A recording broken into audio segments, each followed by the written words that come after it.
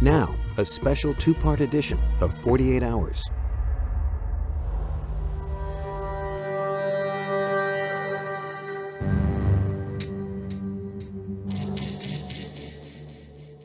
Four young women.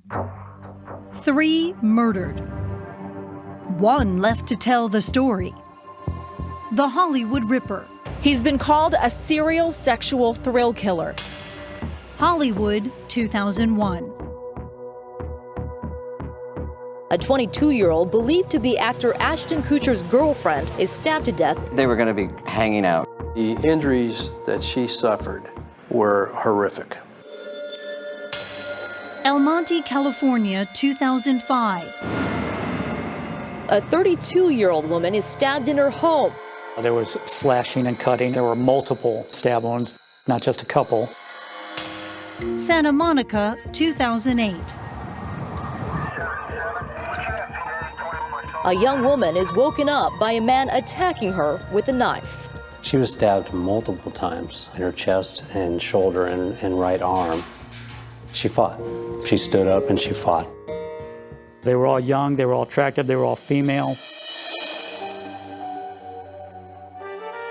The media started calling him the Hollywood Ripper. But had he killed others? That was the question investigators more than 1,800 miles away outside Chicago had been wrestling with.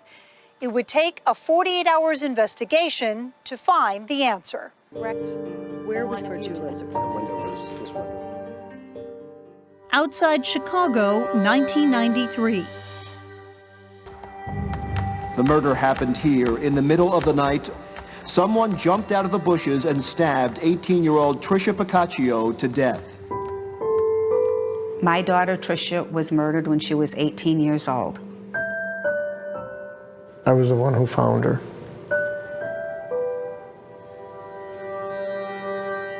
I woke up and I had a cup of coffee and I was going out to my van.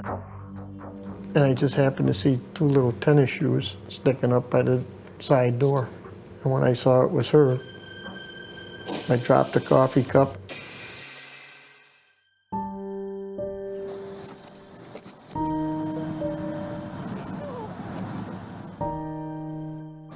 Who would do this to her? Why would anybody do this? She was a nice girl. I died right then and there. We were told that we have to understand that some murders go unsolved. And I was like, there is no way somebody is going to come to my door, outside my door, and do this and get away with it. He's cold. He's devious. He's a predator. And we've got ourselves a serial killer.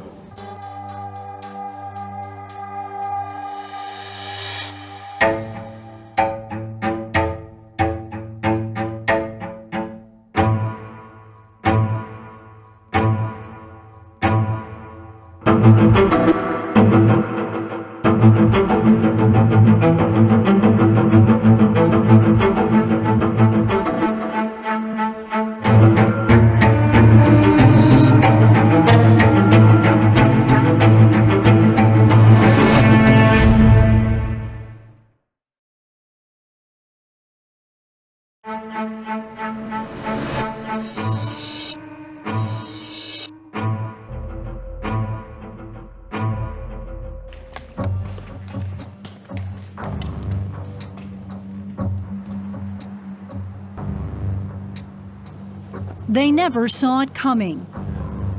Tricia, Ashley, Maria, Michelle. The trial of an accused serial killer has dominated the headlines here in Los Angeles.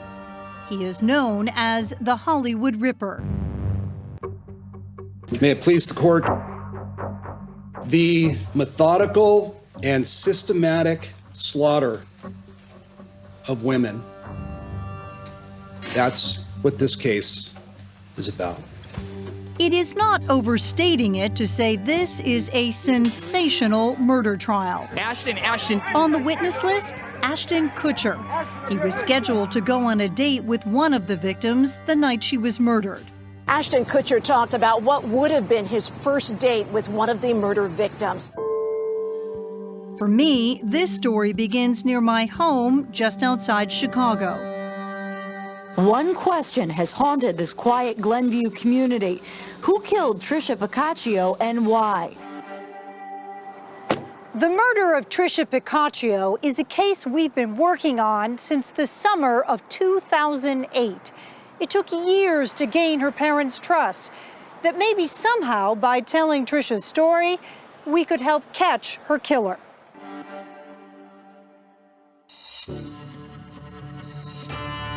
It wasn't long after sunrise on the morning of August 14th, 1993. I was going out to my van, and when I saw it was her, I ran over there and saw what happened to her. Rick Piccaccio had just walked out the garage when, out of the corner of his eye, he saw his 18-year-old daughter, Tricia, splayed out on the landing, stabbed to death. I tried to revive her. That is the worst feeling in your life, when you can't do nothing for somebody you love. I remember just waking up to this blood-curdling scream of my father, and it was, "Doug, call 911, Doug, call 911. Tricia's brother, Doug. I don't really want to describe the details of what I saw. That's okay. I have nightmares about it all the time. The police arrived, and Rick had to make a difficult call to his wife, Diane. He called me at work and said, "You have to come home. Tricia's hurt." I heard a lady screaming, and the mother had just exited her vehicle, and she was running towards Trish. Officer Ray Salevich saw her pull up. I basically tackled her, and I didn't want her to see Trish like this and remember her daughter like that. Who would do this to her? There is nobody that knew her that would do this to her. My daughter never did anything to put herself in harm's way. No. She was the type of girl that you knew where she was, what she was doing, and you never had to worry about her. Tricia was also the type of girl who made the most of high school. She took calculus, was on the debate team, and played clarinet in the band. At the time of her murder, she was just a few days away from moving on to the next chapter in her young and exciting life as a freshman at Purdue University. She had a great attitude about everything, and she knew what she wanted out of life. Were you close with her? Tricia was an amazing girl, was probably one of the most energetic and happy people I've ever seen. Tricia's close friend Karen Jones spent a lot of time at the Piccaccio house. Her mom was very caring and treated us all like her children.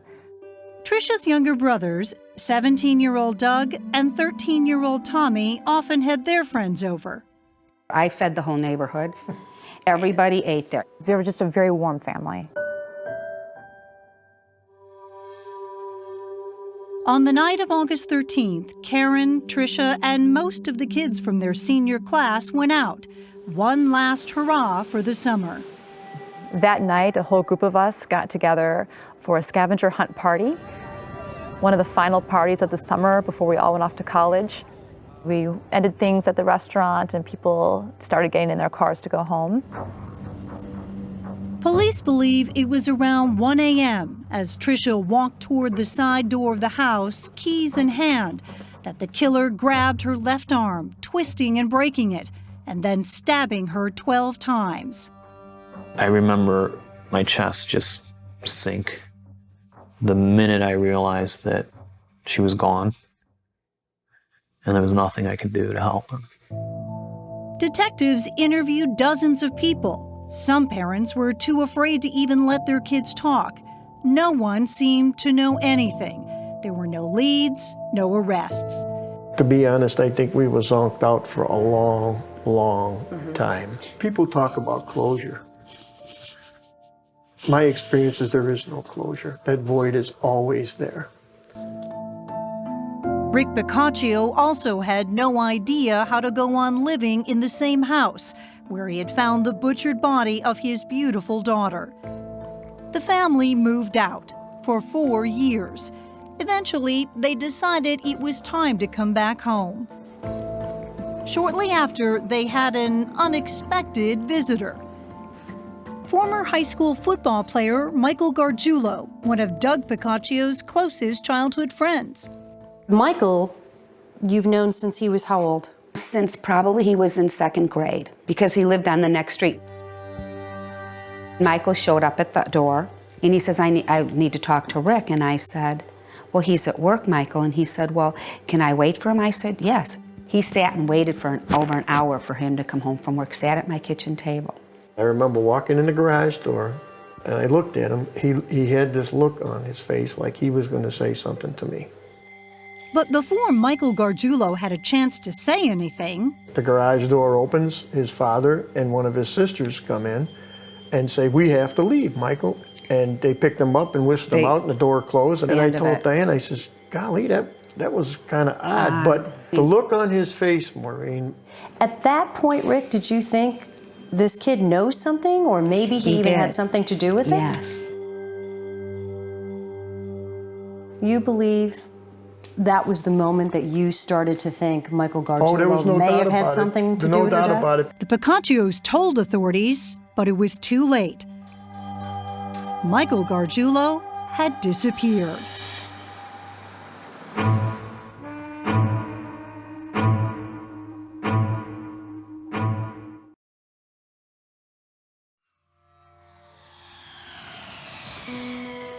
Soon after he left Chicago, Mike Gargiulo turned up in Los Angeles.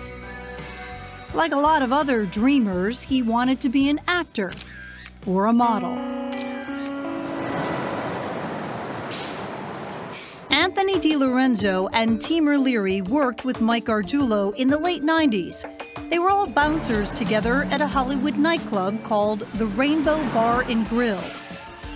What did he tell you he was doing out here? Acting, modeling. Isn't everybody? Right. Yep. He was doing the Hollywood thing. Yeah. He's doing the Hollywood thing. Yeah, he sure is. Did he have a girlfriend at the time when you were all hanging out? He always had girlfriends. Yeah, he always had girls after. He was a good-looking, clean-cut guy. You know, the waitresses were always after him.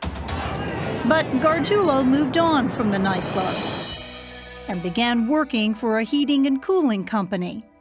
Who was the first one among you to meet Michael Gargiulo? I was.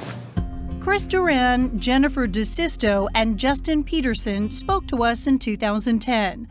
They were the kind of good friends most young people would be attracted to. Really, the connection between this big group of friends was kind of partying and having a great time. Very free-spirited lifestyle. Right. You were young. We were young. Their introduction to Mike Gargiulo started with a flat tire. I'm changing my flat tire, and this guy comes walking down the street. You know, he was good looking. He stopped and offered to help me change a tire. At the same time, 22-year-old Ashley Ellerin came out of the house she was renting on the street.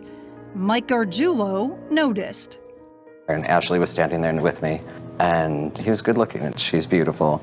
I was like, no, it's okay, I know how to change a tire. So he stood there talking to Ashley, and they were, you know, talking and flirting. They exchanged numbers, and that was our first meeting. Did you have any feeling about him one way or the other? I mean, he was just, you know, a good-looking guy walking down the street offering to help. Ashley Ellerin, the young woman Mike Gargiulo had immediately noticed, was a part-time fashion student. She was amazing. I mean, she just had this charisma to her that she could go into a room and walk into the room and just take complete control over the room. And she was just beautiful and fun and spontaneous. She had a lot of friends. Ashley was a 22-year-old, you know, attractive girl living in the Hollywood Hills. And she liked to have fun? Absolutely. She liked to have fun. We had a lot of fun. The guy they only knew as Mike kept trying to spend time with Ashley. He called the house a lot after their run-in. Called and had begun just showing up, uninvited. Seeing that we were hanging The friends out say one night he walked into the house during a party, sat down and was laser focused on Ashley. But Ashley was not interested. Back then, lots of men were interested in her.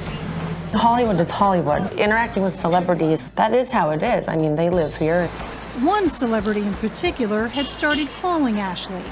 It was then up-and-coming TV actor from that 70s show, Ashton Kutcher.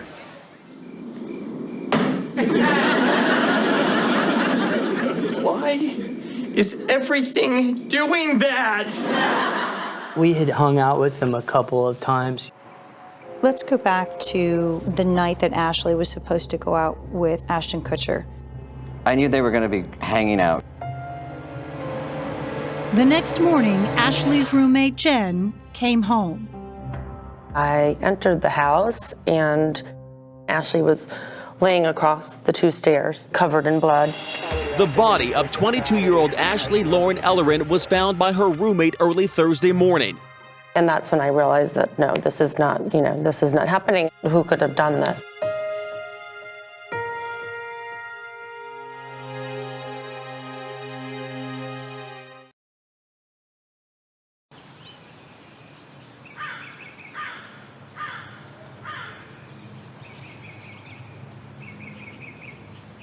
When Jennifer DeSisto got home that morning in 2001, she walked into a gruesome and terrifying scene. At that point was just like a sense of trauma just came over me. I thought maybe the person was still there, and I kind of ran out hysterical. I dropped that phone and ended up getting to the car and calling from my cell phone, 911.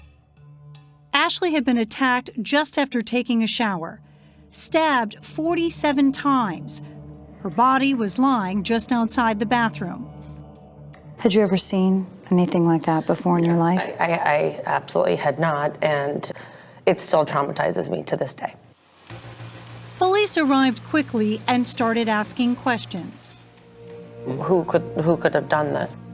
That must have been one of the first questions that police asked you, though, was, Yes. was anybody angry with her? Did she Right. have any enemies? It sounds like such a trite question, Right. but Right. you would think that based on what you saw, only someone who hated another person could Right, do that. absolutely, yeah. And also it was a given from the get-go that it was obviously someone she was either familiar with or knew to let them in.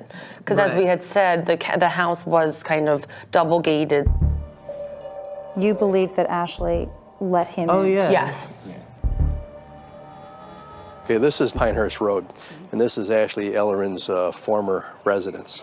Hollywood homicide detective Tom Small says there was little to go on. No blood splatter outside, no pieces of clothing, no material that would lead you to one particular individual. No. We had teams of detectives searching the interior and the exterior. We walked the streets, we canvassed every building, door knocked every house. Were you kind of baffled initially? Very much so. You know, we were just looking for any type of direction or clues that would to lead to a suspect. So we had to start with the victim and work backwards, find out her associations. They definitely wanted to talk to the person she was supposed to be on a date with that night. How you doing? How you doing? Congratulations. Actor Ashton Kutcher. And what role has he played in this as a witness in any way? He is a person in a group of Ashley's friends. He's one of many, and he was a friend of hers. Kutcher and Ashley had plans to go to dinner, but he was running late and kept pushing back his arrival. Kutcher told detectives that at 8:24 p.m. he spoke with Ashley, who told him she'd just gotten out of the shower. Ashton Kutcher didn't actually arrive at Ashley's front door until around 10:45 p.m., at which point he says he was confused because the lights were on, but no one answered. Just as he was about to leave, he glanced through a window and noticed what he thought was red wine spilled on the floor. Turns out it wasn't wine, it was blood. It just was a very bad scene. A lot of anger, a lot of rage.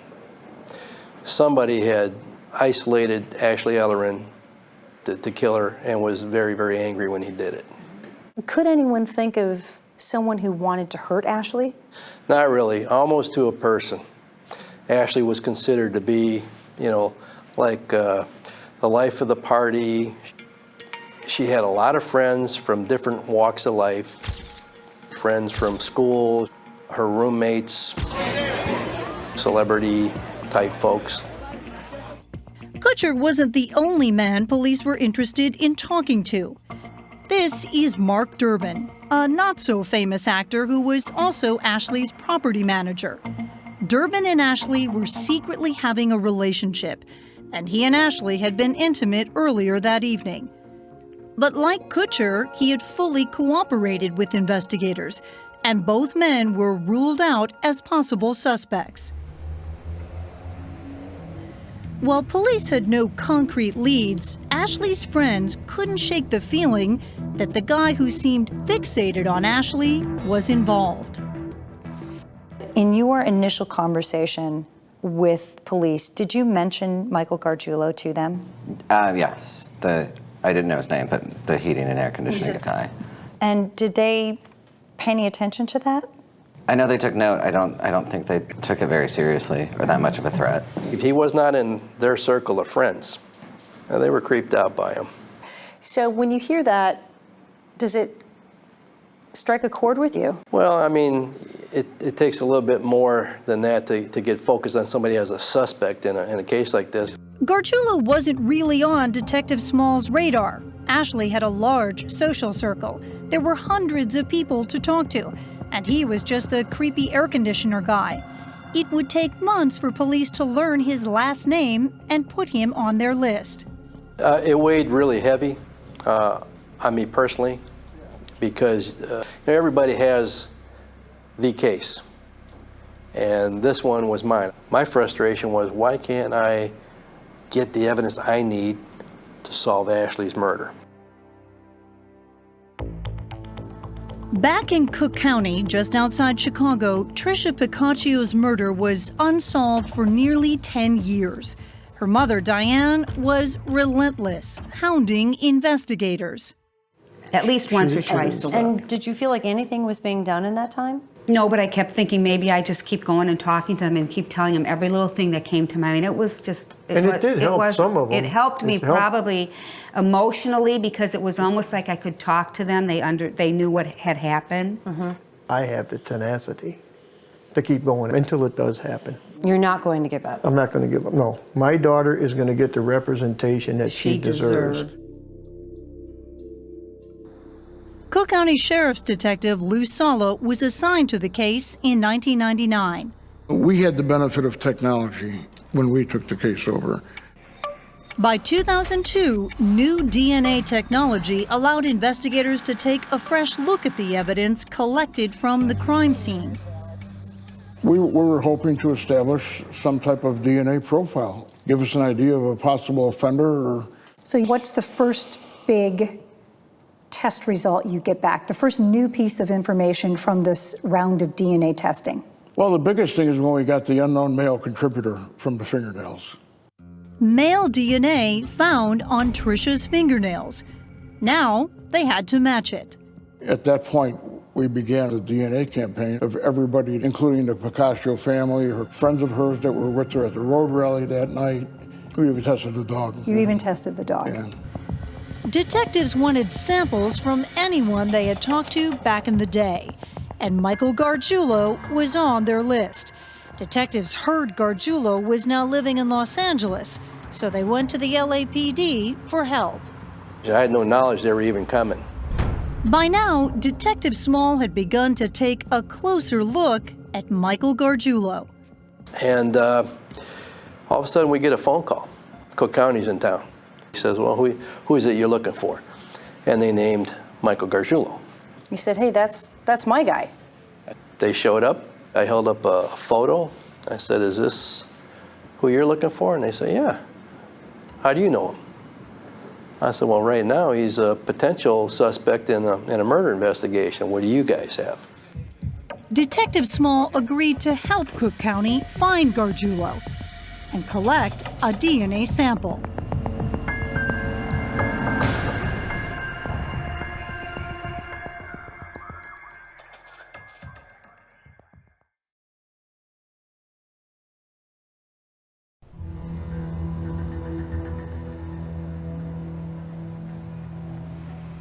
In 2002, almost 10 years after Tricia Piccaccio's murder, the LAPD caught up with Michael Gargiulo. We obtained Mr. Gargiulo's DNA sample, and And he was cooperative with that? Not really, but it got done. The DNA sample was sent to the Illinois State Police Crime Lab. The results were stunning. A match. It was Michael Gargiulo's DNA on Trisha's fingernails. Case closed? Not exactly. Did you think it was enough to move forward? Well, I thought it was, but I'm not the attorneys. Cook County Detective Lou Sala. It was explained to me, and the explanation made sense at the time, that they just wanted some type of corroborating evidence. They needed something more than the DNA. Something more than that. Because, they said, Michael Gargiulo's DNA might have gotten on Trisha in a way that had nothing to do with the murder. At the time, he was a friend of the family. You know, and one would have to wonder, could it have gotten there by casual contact? And had there been casual contact in the hours before or the day before that she was murdered? There was, the day before. The day before her murder, Gargiulo was driving with another friend, Scott Olson, when they saw Trisha. We drove past Picassio's house. And who do we see around in the corner, walking away from us? There's Trisha. Mike's driving, he kind of swerves over, slows down, swerves over, gets right behind her, and we saw she was crying. So she's like, hey, give me a ride. I'm like, whoa. Okay, sure, get in. So she gets in the car, said, take her to so-and-so's, take me to so-and-so's house. So we just drove her, we dropped her off, and that was it. When we spoke to Jack Blakey from the Cook County State's Attorney's Office in 2011, he confirmed that because of that ride and because Gargiulo had spent time at the family home, he cannot be sure if Gargiulo's DNA on Trisha was from the attack. The evidence just hasn't been there. I wish we could bring closure to her family tomorrow. So with nothing else tying him to Trisha's or Ashley's death, Gargiulo was only a guy who had the bad luck of knowing two different women who had been murdered in exactly the same way.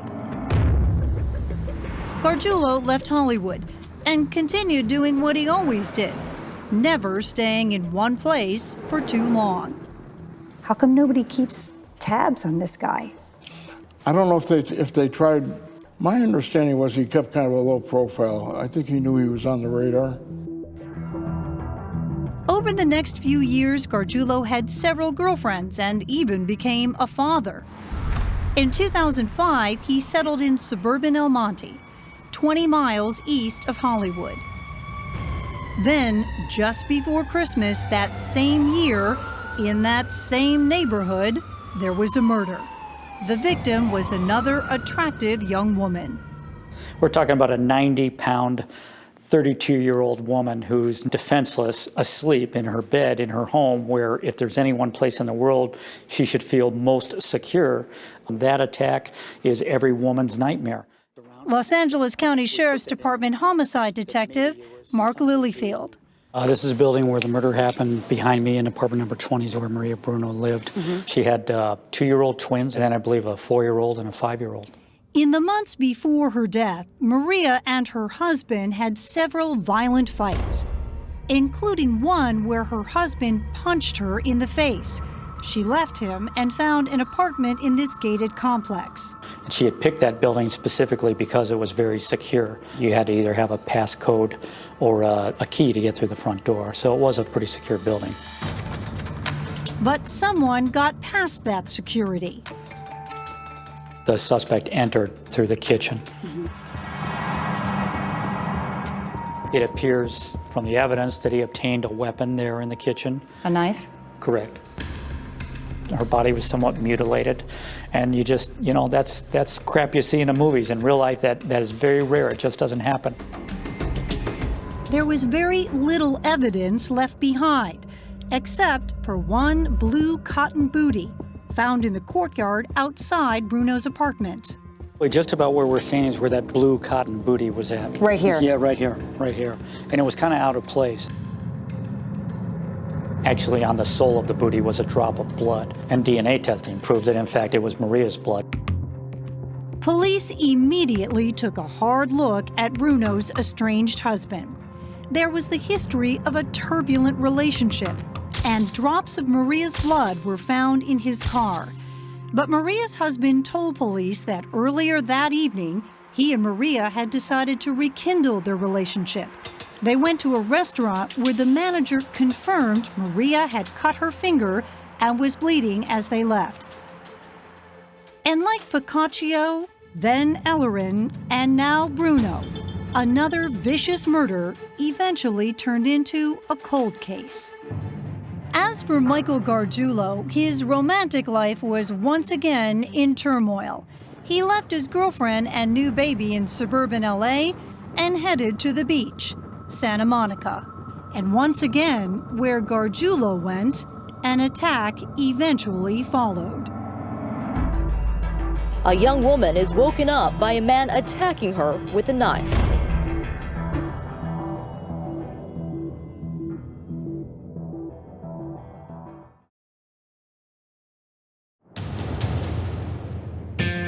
Santa Monica, April 28, 2008.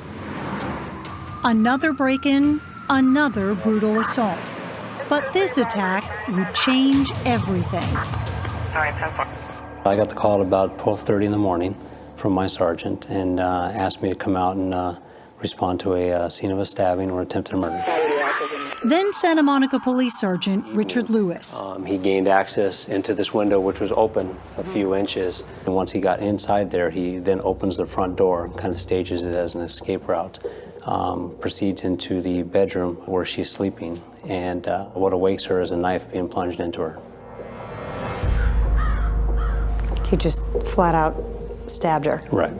She was stabbed multiple times in her chest and shoulder and right arm, and suffered several wounds to both of her hands as she's grabbing this knife as it's being plunged down upon her. The victim was 26-year-old Michelle Murphy. What can you tell us about her? She's an incredible young lady, and just someone who's very resilient and decided to fight.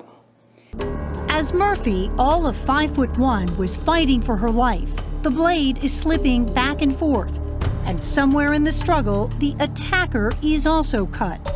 And at some point, there's a lull in the action, and she was able to get her feet up underneath and kick him off of her.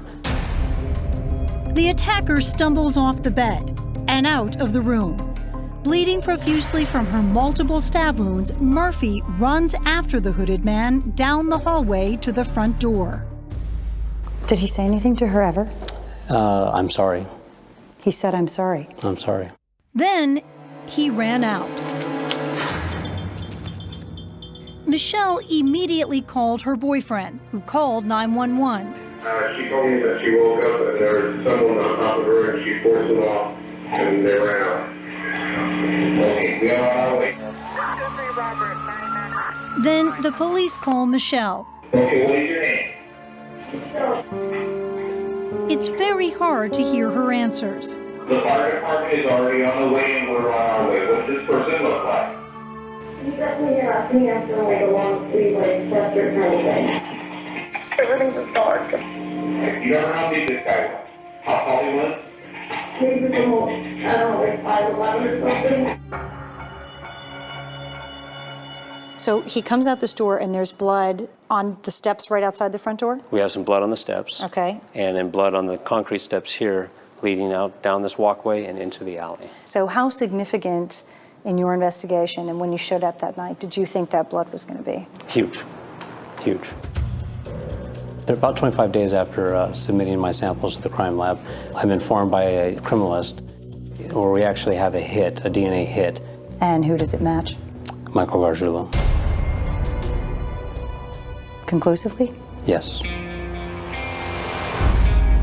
They were able to make the match because, remember, Gargiulo's DNA had been collected for DNA testing in the Piccaccio case and was already in file. And guess where Gargiulo lived at the time of the attack? It'd be the second building down, and the first window would be just above that black trash can that you see on the left side. He could see right into her bedroom? If she were to have the blinds open, that'd be correct. That's pretty scary. Yes, absolutely. Within 24 hours of making that DNA match, Gargiulo was arrested for the assault of Michelle Murphy. He was taken into custody. And what was his response? His response was, "Which agency is this?" What did that say to you? That tells me a lot. It tells me that he wasn't sure of which crime he's getting charged for. But that there was more than one out there. To me, that's what that meant, yes. Sergeant Lewis was reminded of a conversation he'd once had with Detective Lilyfield about a similar murder that had happened 3 years earlier in El Monte, just outside of Los Angeles. I got a call from Sergeant Rich Lewis from the Santa Monica Police Department. He had a case that was very similar. Luckily, his victim survived, and he had identified a suspect. And it turns out Gargiulo once lived close enough to Maria Bruno to also watch her. She reported to friends run-ins with the strange guy across the way. So this is her apartment, and where was Gargiulo's apartment located?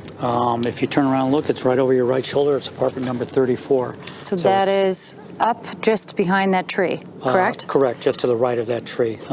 So you've got a clear view, obviously, from his apartment. Now, the pieces of the puzzle were finally starting to come together.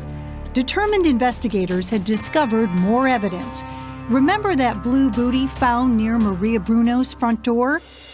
In Gargiulo's old apartment, just across the way.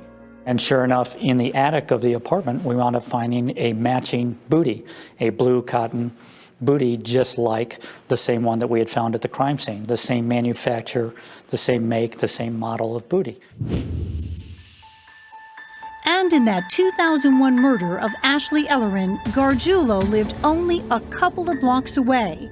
He was frequently seen hanging out with his dog at this park directly across the street from Ashley's home. We had information that he's, frequented the dog park, parked his vehicle on occasion over there. Within a month, Michael Gargiulo was also charged with the murders of Ashley Ellerin and Maria Bruno. When Tricia Piccaccio's family heard that Mike Gargiulo had been arrested in LA, they were certain he would soon be charged with Tricia's murder. But nothing happened. Then, in 2011, 48 Hours ran our first show about the so-called Hollywood Ripper and the unsolved murder of Tricia Piccaccio. Almost immediately after the show aired, a witness reached out to me. I watched the show, and it was a mugshot of Mike. Teamer Leary, one of Michael Gargiulo's bouncer buddies from Hollywood. And did you reach out to Anthony? I did. I sent him a text. Yeah, he tried. Did you know Mike's a serial killer? Turns out both Teamer and Anthony DiLorenzo had led checkered lives of their own, in and out of jail. But both men were now fathers, and seeing Tricia's father on 48 Hours moved them. I tried to revive her. That is the worst feeling in your life, when you can't do nothing for somebody you love.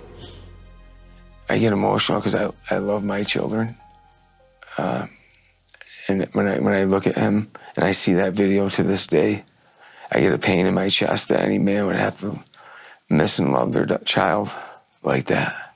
So you're watching it, and we're telling the story, and you have... I already know. You already know. You have pieces of the puzzle that we don't even know exist. Yeah.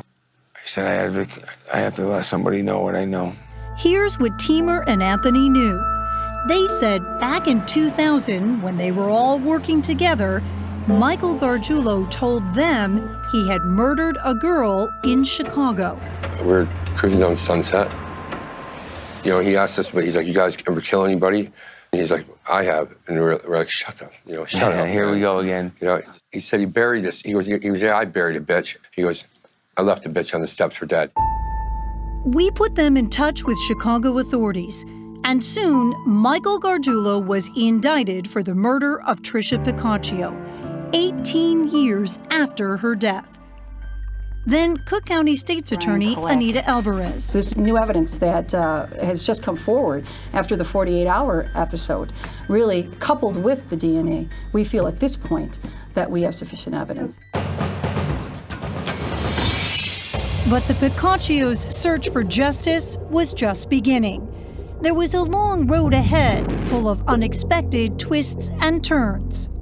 Well, see, my truth is being 100% innocent, being wrongfully charged. All I could do is be calm. and fight for my innocence.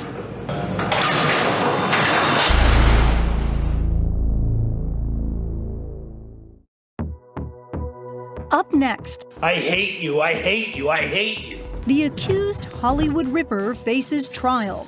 This was somebody who was going to take pleasure in plunging a knife into their victim over and over and over again. Celebrity Ashton Kutcher takes the stand. In a surprise, both the prosecution and the defense make him their star witness. Ashton Kutcher talked about what would have been his first date with one of the murder victims. The case will not be easy for the DA. Zero trace evidence, no eyewitnesses, no fingerprints. Really, they had nothing. And the defense says there may be other killers out there. They just have to establish some reasonable doubt in the minds of the jury. And offer a bizarre story. Began a circular slicing motion. Multiple personalities. It was really a very strange spectacle. And even possession. If you are caught red-handed doing something, you can say, I was there, but I wasn't. You don't want to think that a regular person, can actually commit this horrific of a crime and then just go live day to day. Who does that? The case of the Hollywood Ripper is not over. Not by a long shot. It's really, really sick. This special two-part edition of 48 Hours will continue.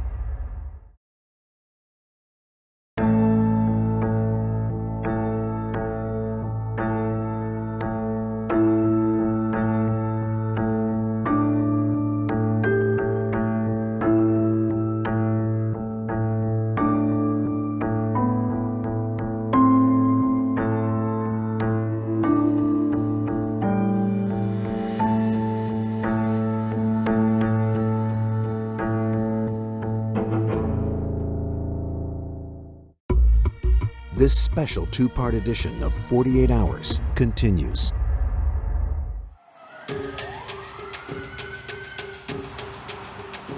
He's accused of attacking at least 4 women. He's been called a serial sexual thrill killer. This is not a typical murder case. This is a systematic slaughtering of beautiful women by a serial killer. 4 young women, only one survivor. The Hollywood Ripper is one of the most horrible cases I've ever seen. This is a man who spied on them, who stalked them, and then brutally stabbed them to death. And that's defendant Michael Gargiulo. Ashley Ellerin, 2001. Ashley Ellerin was supposed to go on a date with Ashton Kutcher. And he rang the doorbell and nobody answered. He saw what he thought was spilled wine all over the place. Unfortunately, we later learned that that was her blood. Maria Bruno, 2005. Mother of 4 was brutally murdered inside her El Monte apartment. She was stabbed to death. You think she was asleep when she was attacked? I do. Michelle Murphy, 2008. This attack would change everything. How did Michelle Murphy somehow get away from this guy? She fought. We have some blood on the steps. Okay. And then blood on the concrete steps here, leading out down this walkway and into the alley. So how significant did you think that blood was going to be? Huge. We actually have a hit, a DNA hit. And who does it match? Michael Gargiulo.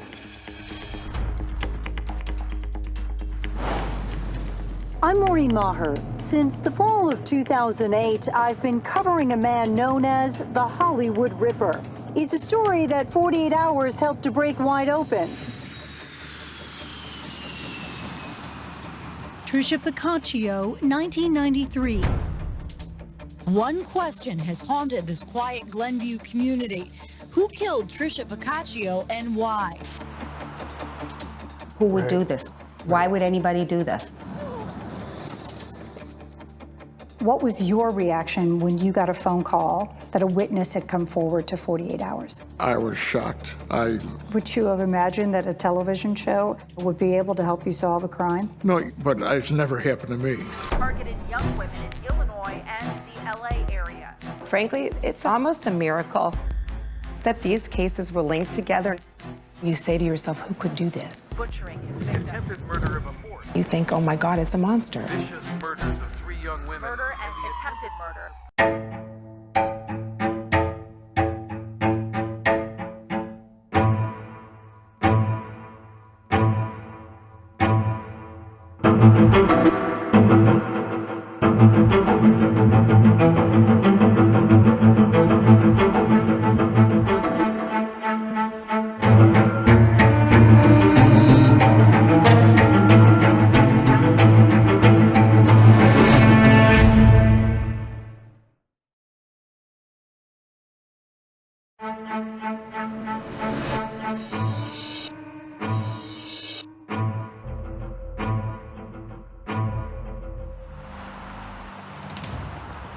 In a town known for keeping secrets, the murder trial of Michael Gargiulo, nicknamed the Hollywood Ripper, could reveal a hidden life.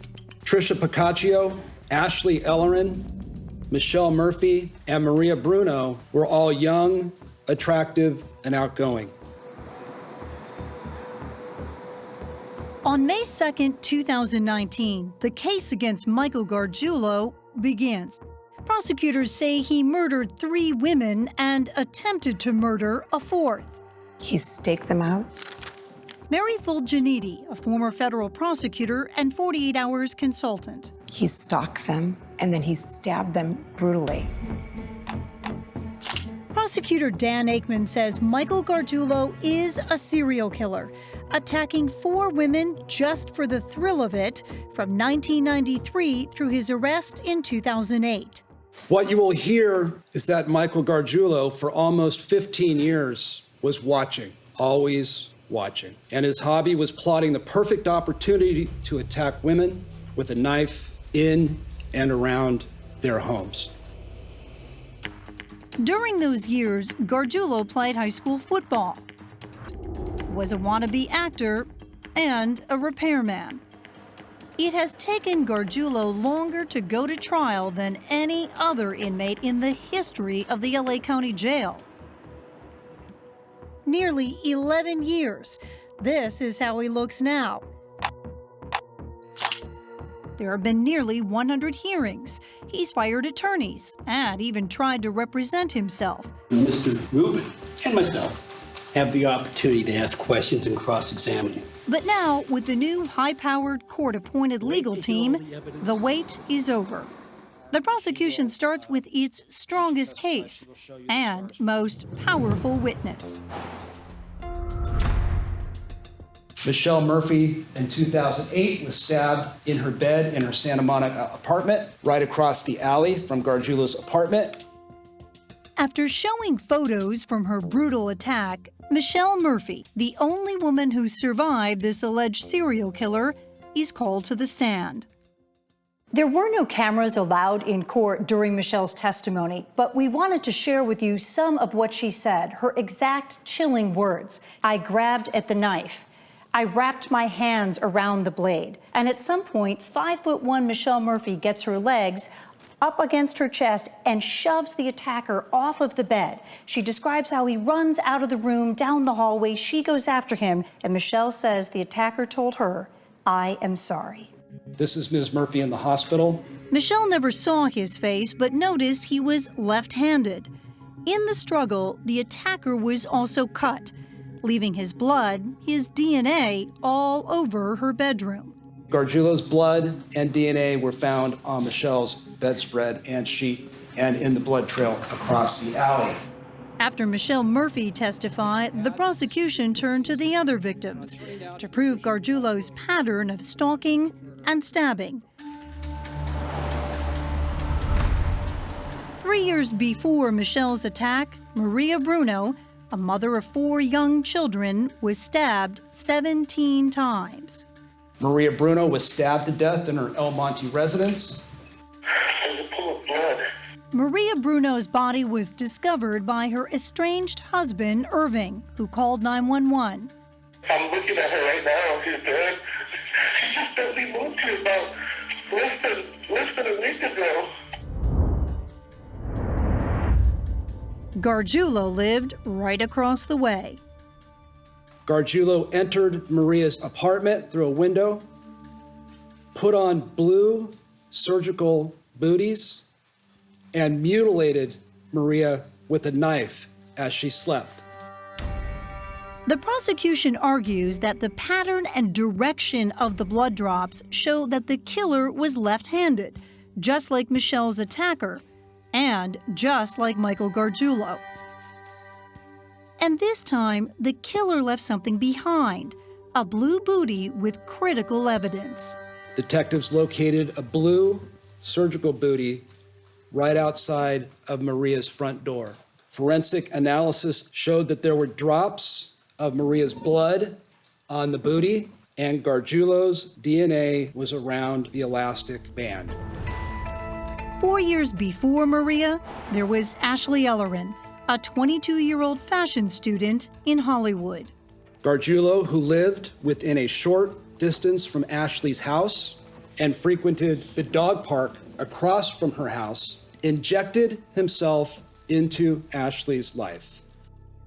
On February 21st, 2001, within weeks of Gargiulo fixating on Ashley, surveilling her home at odd hours, Ashley Ellerin was found stabbed to death in the hallway just outside her bathroom. Ashley had been stabbed over 47 times. As the state lays out its explanation of how Ashley was murdered, an important witness is about to have Hollywood's eyes upon him. This is Mr. Kutcher. He's Ashley's friend. Ashton Kutcher is used to being a star, but not a star witness.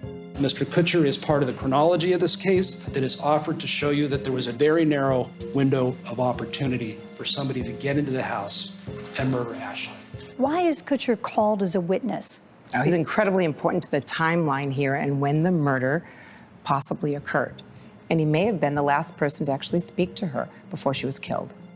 At trial, only still cameras were allowed for his testimony. Kutcher is asked about his planned date with Ashley on February 21st, 2001, the evening she was murdered. At 8:24 p.m., Ashley talked to Mr. Kutcher on the phone, and they confirmed a plan to go out that night. Ashton Kutcher was running late, so we called Ashley again at 10:15 to let her know he was on the way. But Ashley didn't pick up. He then drove to her home, knocked on the door, but still got no answer. He'll testify that at 10:45 p.m. he arrived at the residence and saw what he thought was spilled wine on the floor. We believe now the evidence will show that was actually blood, and Ashley had already been murdered. A diagram of Ashley's home is shown.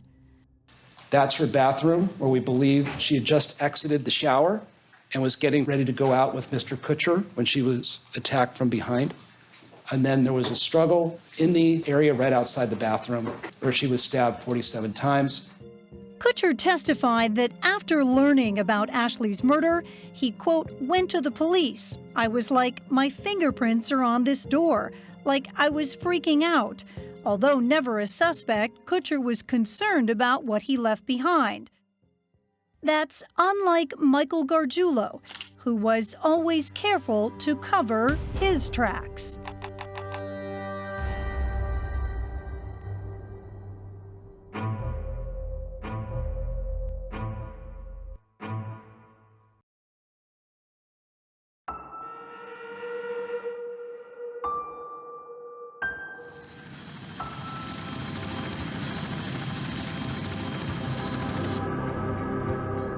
The methodical and systematic slaughter of women. That's what this case is about. The prosecution painted a portrait of Michael Gargiulo throughout his life. He was violent towards women, interested in serial killer Ted Bundy, and studied forensic science. Mike was a strange guy. This is Mirko Hoffman, a man who now describes himself as Gargiulo's former best friend. Told Mirko that he could get away with committing crimes because he studied forensics. He would go online, whatever he could find about forensics, and he would learn from people's mistakes, other criminals' mistakes, you know, how to get away with a crime. And he told me if he ever got caught committing any crime, he would just lie until he dies. Lie until you die. Michael Gargiulo felt confident, arrogant, dare I say, invulnerable. Prosecutors said Gargiulo also studied a book that taught you how to kill with a knife. The Anarchist Cookbook talks about knives, the perfect guide to committing some of these crimes, detailing how you go for the throat. We believe the evidence will show as this is what Mr. Gargiulo was doing. As for Gargiulo's motive, prosecutors described a serial killer with a sexual bent. This was somebody who was going to take pleasure in plunging a knife into their victim over and over and over again. To better understand that, we asked Chris Mohandi to explain. He's a forensic psychologist and expert on serial killers. He is also a consultant to 48 Hours. Most serial killers are motivated by power. That's at the core of everything. The prosecution points out that Gargiulo never raped his victims, but he controlled them, and say for Michael Gargiulo that control itself is a sexual thrill. It's control over life and death, so violence has become sexualized. According to prosecutors, Gargiulo went after women he found attractive. Michael Gargiulo noticed Michelle Murphy. Michael Gargiulo noticed Ashley Ellery. Michael Gargiulo noticed Maria Bruno. And he stalked them. He watched and waited and collected real-time intelligence on the victims. Prosecutors say the spying was all part of his power game and his pattern. And you've got all this stalking, this watching, surveilling, and fantasizing going on, and the person is doing this repeatedly to try to satisfy their urges. At some point, for some of these individuals, it's not enough to just think about it anymore, and they have to move to the next step. They have to actually kill in order to get the same degree of stimulation.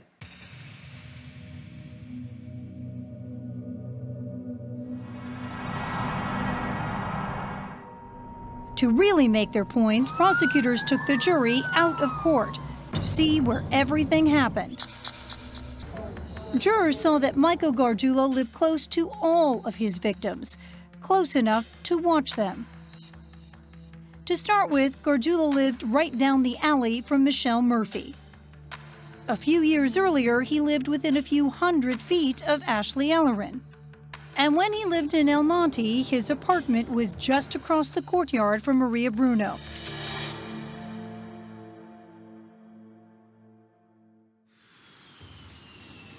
To strengthen their argument and really show how Gargiulo had a clear pattern, they also told jurors about a murder over 1,800 miles away.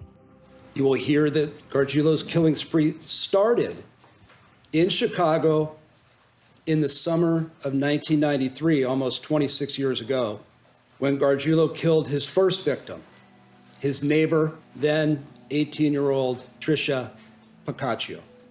While Gargiulo is not being tried for Tricia's murder here in L.A., prosecutors thought it was essential to tell the jury what happened all those years ago outside Chicago. Well, it's introduced here for a very limited purpose, and to show that the facts and the pattern in the Pacaccio case in Illinois are similar to the California cases. It was 1993. Tricia Pacaccio was just 18 years old, coming home late one night in the Chicago suburbs.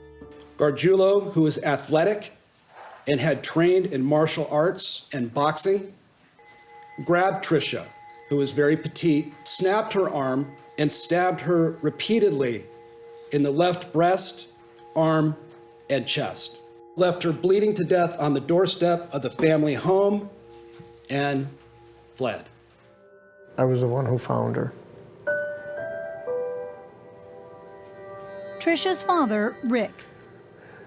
I woke up and I had a cup of coffee and I was going out to my van. And I just happened to see two little tennis shoes sticking up by the side door. And when I saw it was her, I dropped the coffee cup.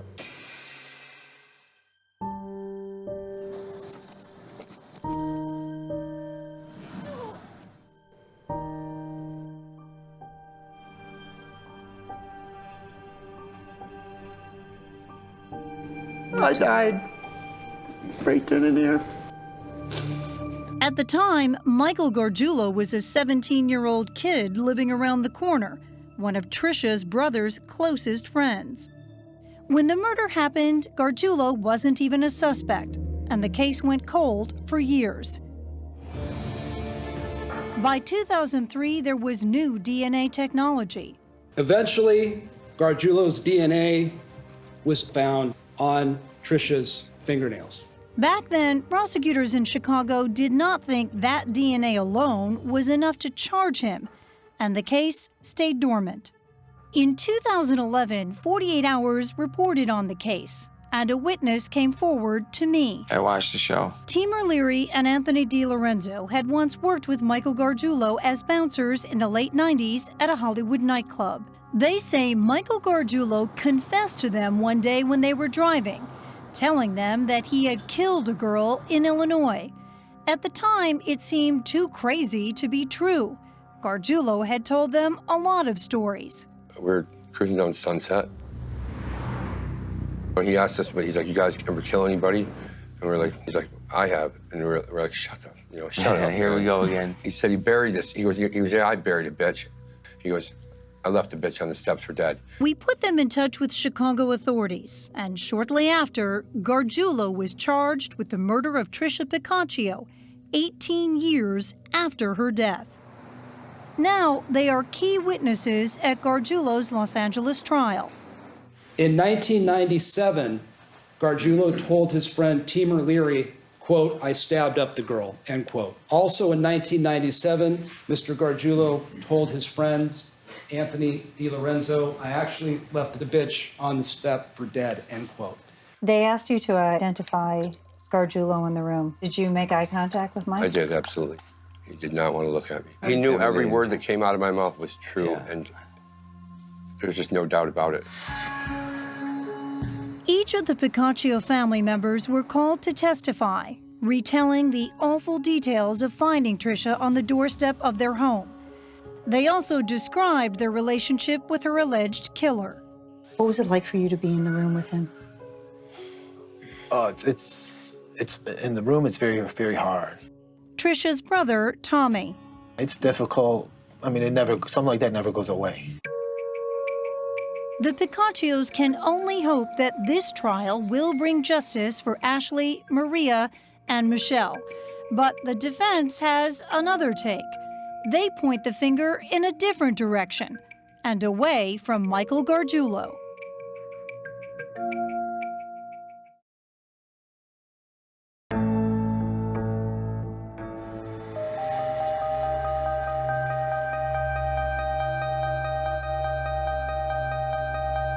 They just have to poke holes. They've got to raise any doubt. They're going to throw everything at it, the kitchen sink, and they're going to hope that some of that will resonate and it'll raise just a seed, a kernel of doubt in one of those jurors, and that's all they need. Something accused serial killer Michael Gargiulo knows. My truth is being 100% innocent, being wrongfully charged. In recorded jail conversations with 48 Hours between 2009 and 2011, Gargiulo maintained his innocence and a desire to fight the charges. It's a matter of waiting and knowing that there will be victory because I know I'm innocent, and it's just now putting it down. Yeah. Putting it down in the courtroom and just being patient. In the courtroom, his defense attorney, Daniel Nardoni, has a plan. Argue someone else besides his client could have killed these women. He starts with the Ashley Ellerin case. There's not one single witness called by the prosecution that saw Michael Gargiulo go into the house In the Ellering case, despite all the efforts they put into scouring that crime scene, they came up with zero DNA, zero physical evidence linking him, zero trace evidence, no eyewitnesses, no fingerprints. Really, they had nothing. Nardoni focuses on the prosecution's celebrity witness, Ashton Kutcher. To everyone's surprise, he says Kutcher is really the defense team's star witness, because Kutcher's account of that evening points to a very specific suspect, and it's not Michael Gargiulo. Instead, it's the manager of Ashley's rented house, this man, aspiring actor Mark Durbin. I think there's suspicion that Mr. Durbin did this murder. Mark Durbin testified he was actually having an affair with Ashley and admits they were intimate that very evening, just hours before Ashton arrived. The defense argues that at the time of her murder, Durbin was at Ashley's house. Their proof? Ashton Kutcher's cell phone records. Ashton Kutcher calls her at 8:24 p.m. We know there's a phone record. He calls her at 8:24 p.m. Miss Ellerin stated, "I just got out of the shower." Mark Durbin testifies that he was there when she was taking a shower. And while he was there, he says Ashley got a phone call, then he left. Nardoni insists it must have been Kutcher's call at 8:24. And that is critical because a neighbor testifies that around 8:25 or 8:30, he heard something. He hears horrible screaming coming from Ashley's home. He hears 2 screams from a woman. That puts Mark Durbin possibly right in the thick of it at the time of the murder. Mark Durbin was the only person known to have been with Ashley Ellerin, last person while she was still alive. But Los Angeles detectives cleared Durbin. He was cooperative, and they didn't believe he had a motive. Still, Nardoni may have succeeded in raising some doubt with the jury. The defense makes a very big deal about Mark Durbin. They did a pretty good job, I thought. And with that, the defense was on to the other case where they saw an opportunity, the killing of Maria Bruno. Same argument, thin evidence. Not one single person saw Mr. Gargiulo leaving the house. But there was that blue booty with a drop of Maria's blood on it and Gargiulo's DNA on the elastic band.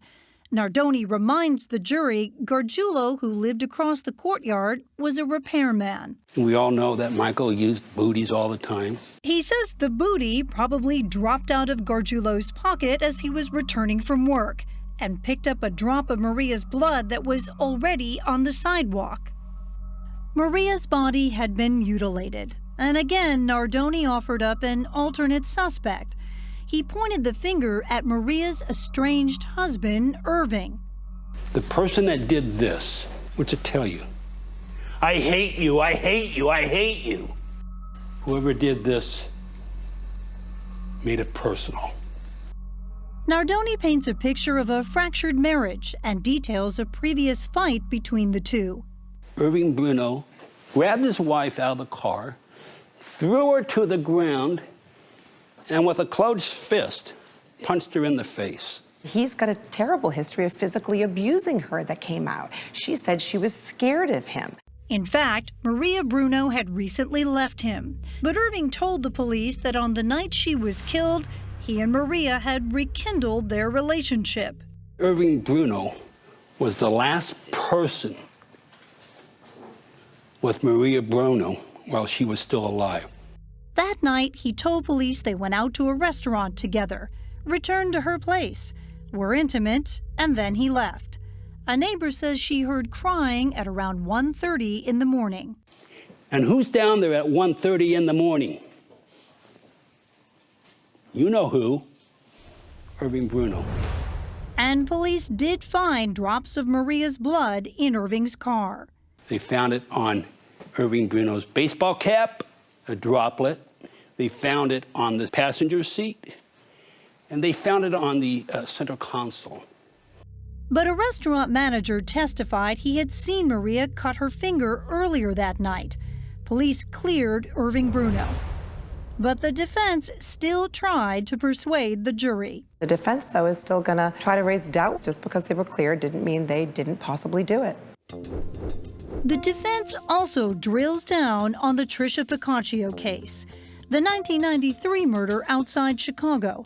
Everyone agrees it was Gargiulo's DNA on Tricia's fingernails. But how did it get there? Nardoni says it could have come from casual contact. Gargiulo had been friends with Tricia's brother, and Tricia had been in Gargiulo's van the day before she was killed. I have a theory, and that is this: that Tricia sits in the back seat of the family van. You know, she touches it, her clothes pick it up, potentially Mr. Gargiulo's DNA. To find out how likely that is, we asked Nathan Lentz, a forensic expert at John Jay College of Criminal Justice. So what we're talking about now is a secondary transfer. A day later, I've never seen a secondary transfer that would last that long. There's just not enough cells that would survive. And especially on your arm, which is touching other things, you're putting on and off your clothes, that rubs off the cells pretty quickly. And he says casual contact is even more unlikely because at trial, the scientist who matched Gargiulo's DNA to Tricia's fingernails said it was actually a 50-50 mixture of Tricia and Gargiulo's DNA. And that is significant. Casual contact will leave a few cells here and there. A 50-50 mixture means, in almost all cases, that there was a lot of DNA, a lot of cells from both parties. That would require contact. That would require extensive contact. It looks to me that the defendant was scratched by those fingernails. That's what it looks like to me. While there may have been some doubt about the power of that DNA evidence, no one disagrees that the DNA in the case of the woman who survived, Michelle Murphy, belongs to Michael Gargiulo. DNA is all over the place.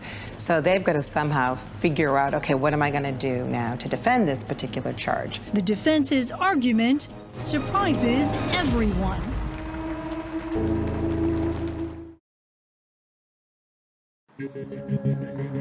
Michelle Murphy, because of her strength and courage, allowed investigators to work backwards and piece this entire case together. Michelle Murphy is the sole surviving victim, and it is Gargiulo's DNA that is found all over Michelle's apartment. It's a problem defense attorneys Daniel Nardoni and Dale Rubin must address head-on. And we know that the evidence in this is stronger. It is much stronger. Michelle testified that she never saw her attacker's face, but did notice he was left-handed. And there were those words Michelle heard her attacker utter as he ran out the door: "I am sorry." Michelle Murphy is the only count in which the prosecution has shown that Mr. Gargiulo was in her apartment and attacked her. In a surprising move, Michael Gargiulo's attorneys do not deny that he attacked Michelle, but insist that he wasn't in his right mind when he did it. She says that she's fighting off Mr. Gargiulo when all of a sudden he cuts himself. He stands up, he like comes out of a fog, says, I'm sorry, and runs out. Didn't know where he was, didn't know what he was doing.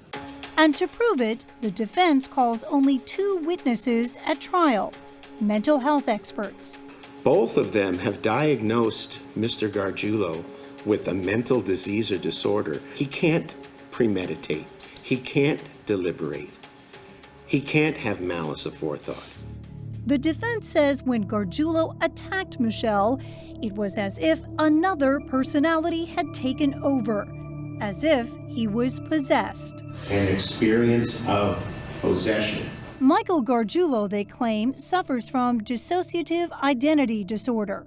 Dissociative identity disorder used to be called multiple personality disorder. There's a split whereby they may not have an awareness of when they're doing certain things. This becomes the go-to defense because you can say, I was there, but I wasn't. They're just saying that they didn't have the mental state to be able to commit horrible crimes. And how often is that true? Oh, it's very infrequently. I mean, the only times I've ever seen it actually be successful is when the person was truly like a schizophrenic, had other voices in his head. The defense can only hope that they have managed to convince the jury.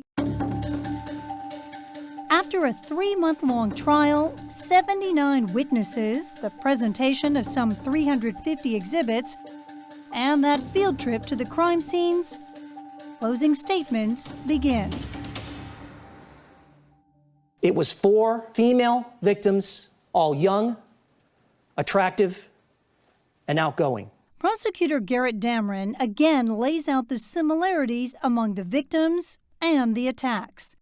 These attacks, these murders, took a great deal of strength and athleticism. Each of these attacks were all extraordinarily cold-blooded, torturous. Each of these victims were ambushed. No evidence that there was any theft. Knife is the weapon of choice. 20 similarities between the attacks of the 4 women are described. Those common characteristics of these crimes point to one man, one killer, Michael Gargiulo.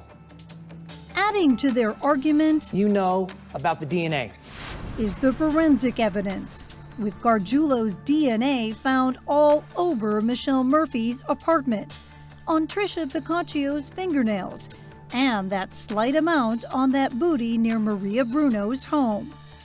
The prosecution is trying to lump these all together. Why? Because they want to show that it was one attacker, that the pattern, the practice, everything that was done was similar. You have to judge each case separately. On the other hand, the defense is trying to do just the opposite. They want to separate these out. They want to show that, no. One's in Illinois.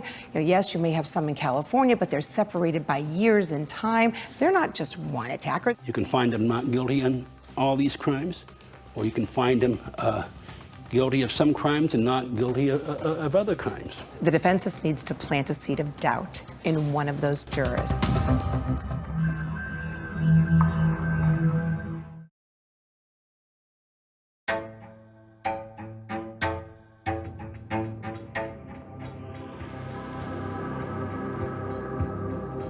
The 3-month trial of Michael Gargiulo has captured the public's attention. Alleged killer dubbed the Hollywood Ripper claims he is innocent. He's accused of attacking at least 4 women.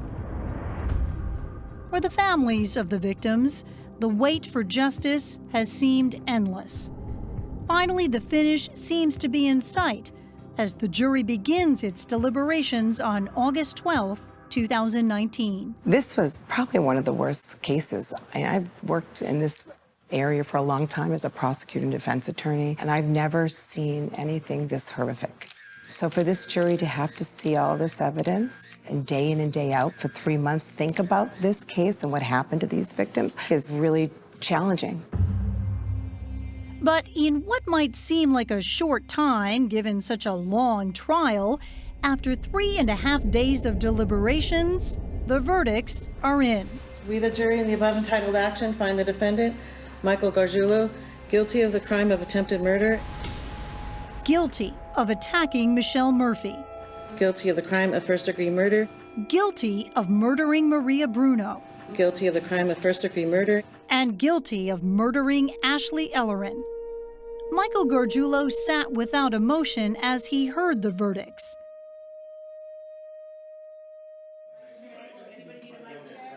Outside the courtroom, I immediately called the Piccaccios with the news. It's all done. It's all done here. And now it's your turn. She's sobbing, that she's so grateful that they all got their justice and that now it's Trisha's turn. Remember, Trisha's case was included in California only as supporting evidence of Michael Gargiulo's criminal pattern. It is up to Illinois officials in Cook County to try the case there. We have to make sure that Cook County now does the job that they need to continue to do, because they need to prosecute him for what he did to my daughter. Are you confident that he will be brought back to Chicago and he will stand trial? Talking with the California attorneys and our attorneys in Cook County, I feel confident. The Piccaccios are cautiously optimistic, as they say they have been let down by the Cook County State's Attorney's Office before. The family has criticized that office for being slow to charge Gargiulo when there was that DNA match in 2003. When we spoke with Jack Blakey from the Cook County State's Attorney's Office in 2011, he told us that DNA match alone wasn't enough to charge Gargiulo. If there was a DNA match to Gargiulo, why hasn't he been arrested? The DNA match is consistent with casual contact. We still cannot establish, based on the DNA alone, that he was present at the time of the killing, as opposed to a different time. But it came out at the Los Angeles trial that an Illinois forensic scientist submitted her findings to Cook County prosecutors in 2003, that it was a 50-50 mixture of Tricia and Gargiulo's DNA on Tricia's fingernails. Remember, the expert from John Jay College of Criminal Justice told us that usually signifies extensive contact. A 50-50 mixture means, in almost all cases, that there was a lot of DNA, a lot of cells from both parties. That would require extensive contact. In almost all cases, extensive contact. So why not bring charges? A lot of prosecutors are hesitant to bring a case when there's not at least one other piece of evidence that helps complete the picture of how the DNA got there. Does it bother you that the charges weren't filed? Oh, absolutely. We had him in 2003.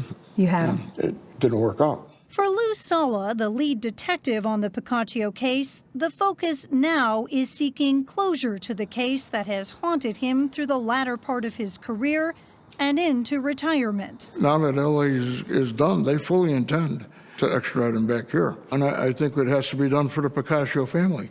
Their verdict is still coming. But the trial in LA did give the Piccaccios a chance to meet the men who changed the course of Tricia's case, Teamer and Anthony, who came forward with Gargiulo's statements, evidence that pushed authorities to finally charge Gargiulo with Tricia's murder. So you have both met the Piccaccios now? Yes. Yeah. What was that like? It was hard. I see out of the corner of my eye, I see them, and I spun around, and I was like, Rick? And he instantly knew who I was. He hopped up and gave me a hug. I feel for them so much. Yeah. That, you know, they were just sent through the ringer the whole time.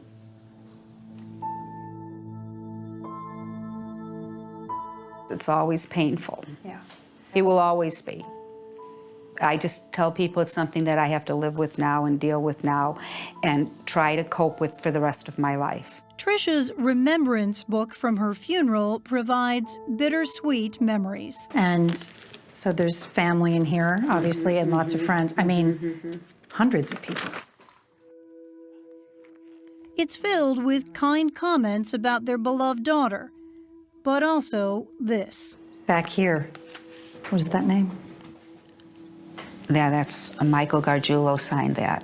It has been a 26-year-long journey from when that book was signed by the man the Piccaccios now believe killed their daughter. Gargiulo is now a convicted murderer of 2 other women the Piccaccios, through Tricia, helped to find justice. She helped these other girls. She was always liked to help people. And I just want justice to get done because that's what my daughter deserves.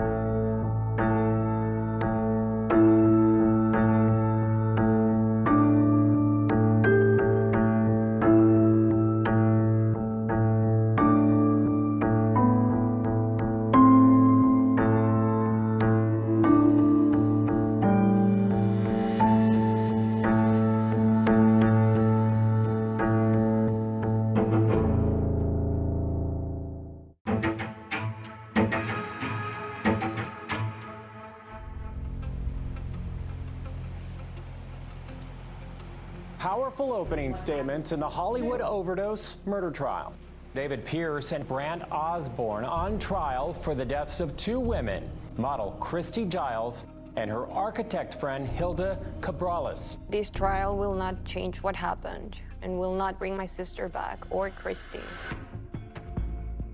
Christy's plan for the evening was to go out with some friends and have a fun night. Aloha! My name is Jan Celia, and Christy was my wife.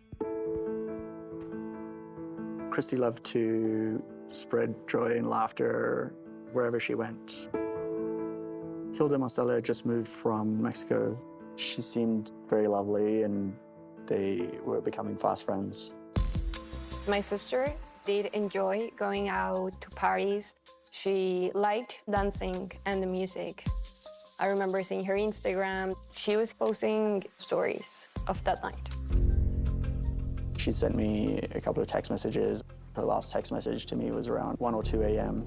And throughout the day, I was trying to text her, and there was no response. You're tracking Christy's phone. Yeah. Is this an address that you recognize? It's not an address I know. Around 5 p.m., I saw her location had suddenly moved to an emergency room hospital. My level of panic is growing and growing. I just knew that I had to try and get to the bottom of what happened. You blast out this address, and very quickly you get responses. Yeah. What are those responses? That there's somebody that lives at this location that is a very unsavory person. David Pierce. Yeah. He passed himself off as a big shot Hollywood producer, but he was a con man with an alleged history of sexual assault.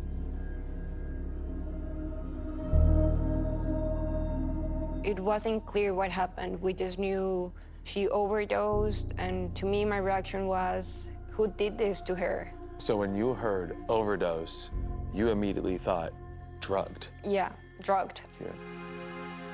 Definitely not something that she would have done to herself ever. It's just not her. Got a call at home, apparent overdose. Christy, she was deceased. Hilda was still on life support at that time. I give as much information as I can to the detectives. Jan had put a number of things out on social media, and it spread like wildfire. People recognized this guy right away, and they were urged to call us. Authorities say 7 more women have come forward claiming Pierce sexually assaulted them as well.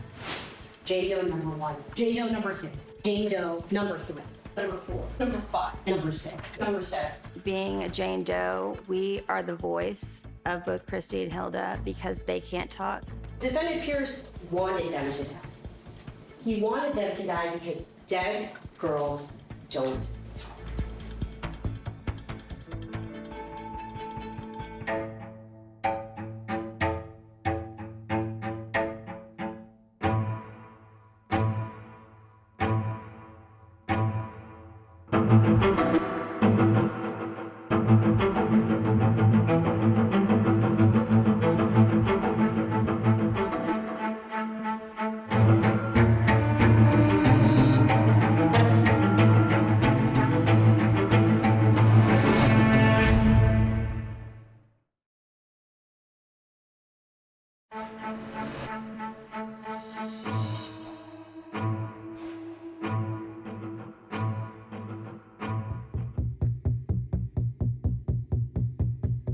For a fresh case, it's all on you. There's no one else is gonna solve this thing for you. It's you and your partner, that's it. And in November 2021, Detective Jonathan Vanderlei and Detective Calvin Yu had to figure out why a lifeless woman was left at this emergency room. This video from Southern California Hospital shows staff pulling a woman out of a black Prius and helping her onto a stretcher while 2 men look on.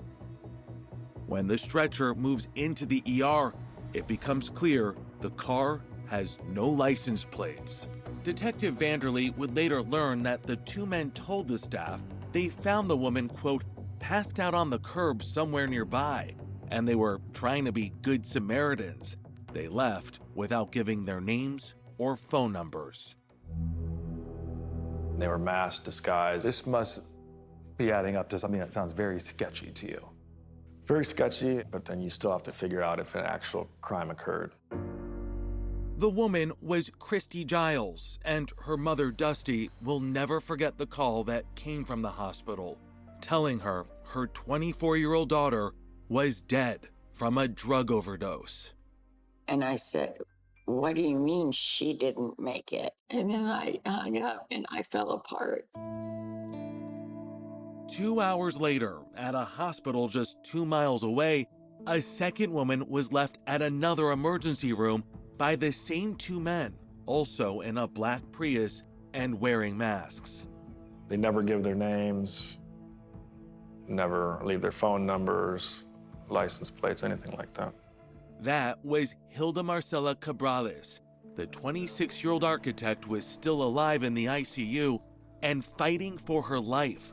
And in Durango, Mexico, her mother, Hilda Marcela Plasencia, was getting the news about her eldest daughter and namesake. She was very bad. She was intubated. You are a doctor. What was going on in your mind at the time? What happened? What happened to her? Why is she that bad? And in the earliest hours of the investigation, there were only questions. How could this happen to Christy? It was an unimaginable ending to a life bursting with exuberance. Let's do some donuts! Christy was an adventurer, traveling the world as a high-fashion model for Wilhelmina. She ultimately made LA her home. Christy Giles, I live in Venice, California, and I am an artist. At 21, her life took a dramatic turn. She met Jan Cillier, a South African-born artist, photographer, and special effects editor, 17 years her senior. They'd been together 7 months when the couple went to Burning Man, an arts festival in the Nevada desert, where impulsively they took a big leap. We just decided to elope. We just got married right there. We said to each other that, life's very short, so we kind of really just proposed to each other, and the next day we got married. After they got married, Christy started studying interior design in Los Angeles, which led to a new friendship with Hilda Marcela. Hilda had just moved there to start her dream job, recalls her father, Luis. I feel very happy for her, but very sad for me because we are very close. No one was surprised that the cum laude graduate of the prestigious university in Monterrey, Mexico, was thriving in LA, especially her sister Fernanda. She was always making a lot of friends, talkative, outgoing, just having a good time and meeting people that they also like the music, that they are also enjoying dancing. Dancing, as this video shows, is what the two friends were doing that night. Christy's husband, Jan, was out of town visiting his father. He knew she and Hilda had planned a girls' night out, starting at Soho House, and then onto a warehouse party after midnight to see a favorite DJ. A friend who was with them said they did ketamine, a popular club drug. But by the next day, Jan was on his way home, knowing Christy was gone. In less than 24 hours, your world was turned upside down. Shattered. Yeah. Hilda's father and mother rushed to be by her side. When they arrived, they found their daughter on life support. My heart broke in 1,000 pieces because I saw my baby unconscious. I'm fighting for her life.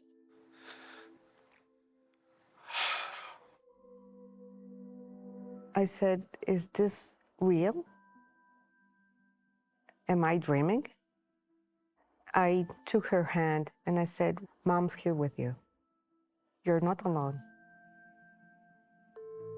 Christy's autopsy revealed that in addition to ketamine, she had cocaine, fentanyl, and GHB, known as the date rape drug, in her system. Are these drugs that Christy would take willingly? I mean, that combination of drugs sounds deadly to me, so, no.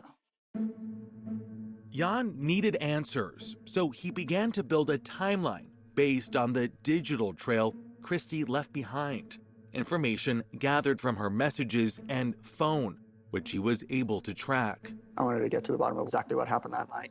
He already knew what she'd been doing before she went out for the evening. She was enjoying a lovely sunset. She took our cat for a walk on the beach. Sand Panther, oh, whoa. Those were the last pictures she sent me of herself. And she said, I wish you were here, and I will forever wish that I was there too. Jan was able to track Christy's phone to a residence located at 8641 West Olympic Boulevard. At 5:30 a.m., Christy sends Hilda a wide-eye emoji and says, "Let's go." Hilda replies, "I'll call an Uber." 10 minutes away. The fact that they're both in the same house, text messaging each other, they need to leave, is very worrying. That was the last text message that Christy or Hilda ever sent. That Uber arrived, waited 5 minutes, and drove away, empty. How did you process that? I mean, it's just confirming my worst fears again, that they were there at that place against their will.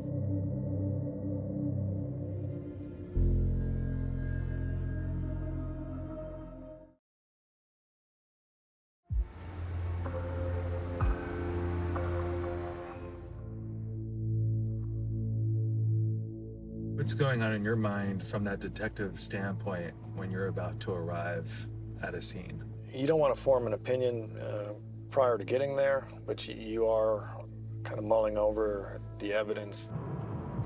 You're thinking about it, you're thinking about what questions you want to ask.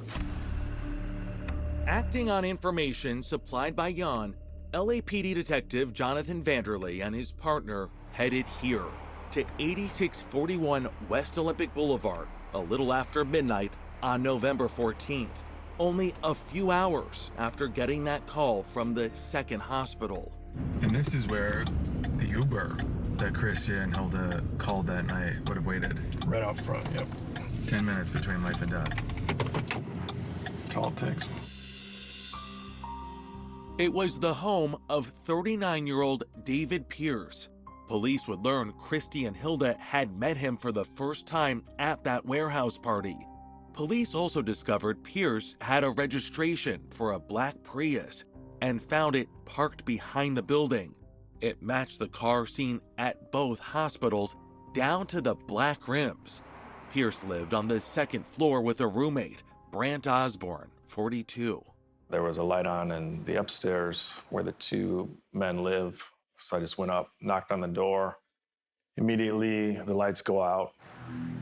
You identify yourself? Yes, completely. LAPD, open the door, and then just complete silence. After about 15 minutes, he says, Pierce and Osborne came out.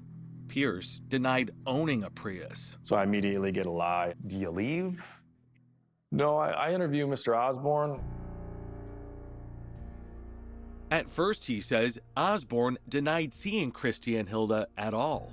He changes his stories numerous times. At first, there's no girls had been at that location whatsoever. I tell him on the interview, listen, I know you're lying. It's extremely obvious. You're very nervous. Vanderlei says Osborne eventually admitted the women had been at their apartment, but said he'd been asleep, and when he woke up, realized Christy and Hilda were in distress. He said he and Pierce chose to go to two separate hospitals because, quote, we didn't know how it would look. Pierce, police say, did later admit he owned the Prius, but lied again, saying his license plates had been stolen. Vanderlei says he saw those plates on the ground by the vehicle. Then the men agreed to let detectives inside.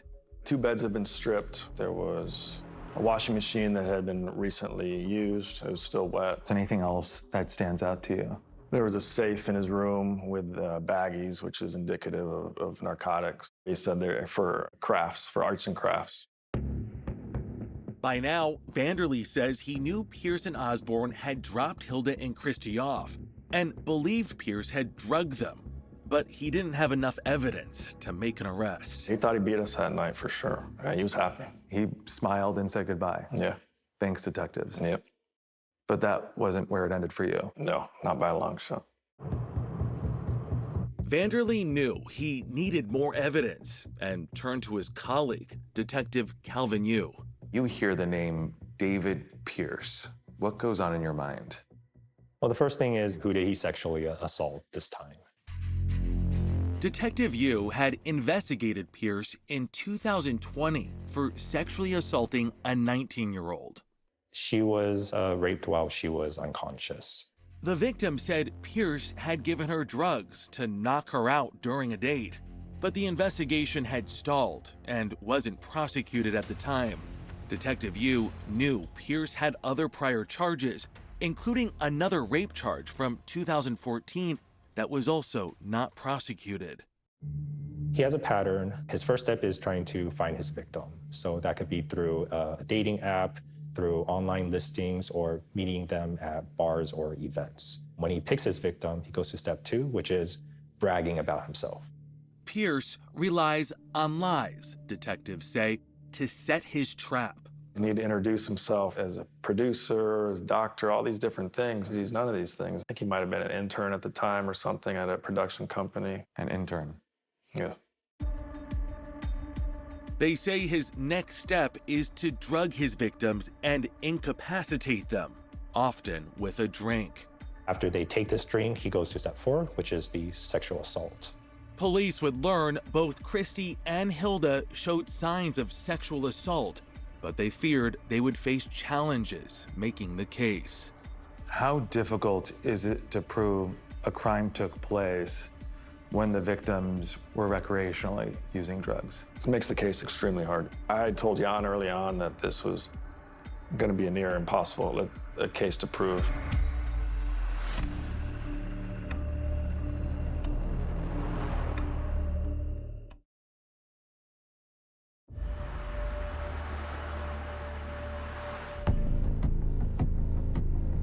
Yeah, at first it's a whodunit. It just became what actually happened, and that's what was the difficulty with this case. Detective Jonathan Vanderlee says the pressure was on to locate any evidence of what happened after Christy and Hilda met David Pierce that night. Video starts expiring. These DVRs, it's a constant. You got to get this evidence before it disappears. Police did have some luck, starting with this footage from outside that warehouse party, which they say shows the women leaving with Pierce, Osborne, and a friend of theirs, 47-year-old Michael Ansbach, on their way to Pierce's apartment. Police also uncovered this text exchange from moments earlier when the women were still inside that party. "Do you want Coke?" asks Hilda. "Yes," replies Christy. Hilda texted back, "I'm in the kitchen. Let's do a line." Witnesses say Pierce supplied that cocaine, which Jan says was not a common choice for Christy. Maybe it was late at night and she wanted to get less high. It's not something she would do regularly. Police determined the group arrived at Pierce's apartment a little after 5 a.m.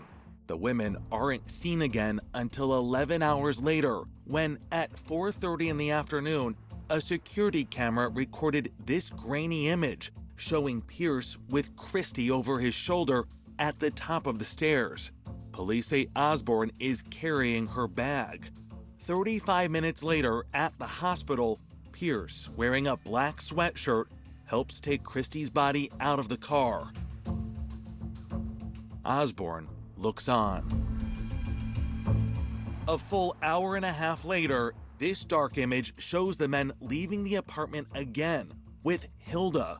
Police say Pierce is carrying her and Osborne has her boots and coat.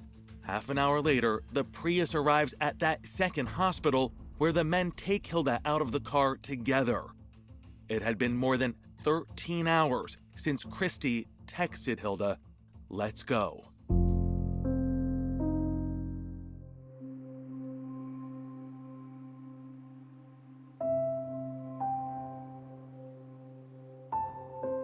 For 2 weeks, Hilda was on life support. With no hope of regaining consciousness, her family gathered to say their goodbyes. Hilda, what were your final moments with your daughter? They were so hard, you know. And I just was asking God to not let her suffer more. I remember telling her that you can leave. And just thanking her for being my sister. I told her, maybe when I pass away, I will see you again. And I give you a big hug, a kiss. The family decided to donate Hilda's organs. Her mom remembers the medical staff lining the halls as the family accompanied Hilda to the OR. The medical team was clapping to honor her, to say thank you for giving life to others.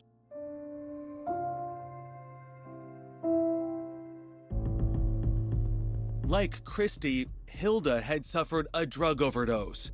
Toxicology reports would later reveal that she had cocaine, MDMA or ecstasy, and elevated levels of fentanyl in her system. Police would also learn that while the women were in that apartment, the downstairs neighbor heard someone in pain and moaning on and off for 6 hours. Police believe that was Hilda. Neither Pierce, nor Osborne, nor Ansbach called for help. It makes me get angry because she was suffering and nobody helped her.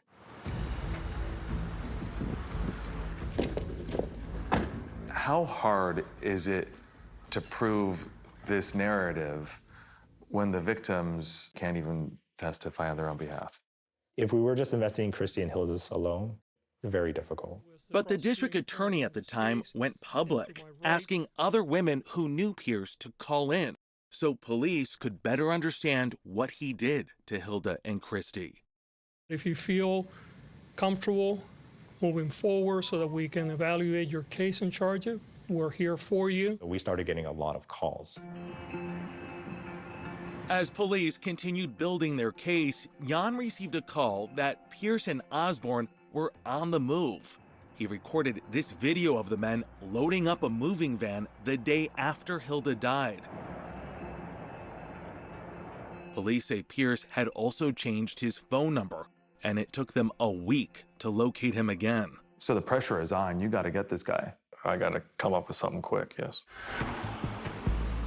Police have arrested 3 men in connection with the deaths of a model and her friend last month. On December 15, 2021, David Pierce, Brant Osborne, and Michael Ansbach were arrested in connection with Hilda and Christy's deaths. The detectives still knew next to nothing about what had happened inside that apartment. Vanderlee says they decided to take a gamble and bring the men in. This is the only way we're going to get the info we need. Once the men were in custody, police conducted interviews with them, one by one. Kind of played with the rotation, and it worked out exceedingly well. They secretly recorded Pierce and Osborne while Ansbach was talking to police. Pierce says, I hope Ansbach's not up there telling him I gave them drugs and wine. When it was his turn, Pierce denied giving the women drugs. He was told it was like a very bad batch of fentanyl that was going around. This was suspicious because information that the women had likely died from fentanyl had not been released. I knew these girls died from fentanyl, but nobody else knew. 2 months after his arrest, Ansbach reached out to police with details of what he says he witnessed that night. He says Pierce had offered the women a ride to an after party and then said he needed to make a quick stop at his house. Ansbach says Pierce was very insistent they stay and have a drink. And after the women talked about leaving, Pierce gave all 3 of them so-called special cocaine. Ansbach says he, Christy, and Hilda got sick immediately, and when he woke up hours later, he saw Christy without any signs of life. Ansbach says he told Pierce to take Christy and Hilda to the hospital, and says Pierce then said repeatedly, quote, "Dead girls don't talk." I wouldn't say survivor. I'm a fighter. That's what I am. But police had at least one woman who could talk about David Pierce at his upcoming trial. He asked me if I wanted a drink, but it tasted really funny. And then I don't remember the next several hours after that.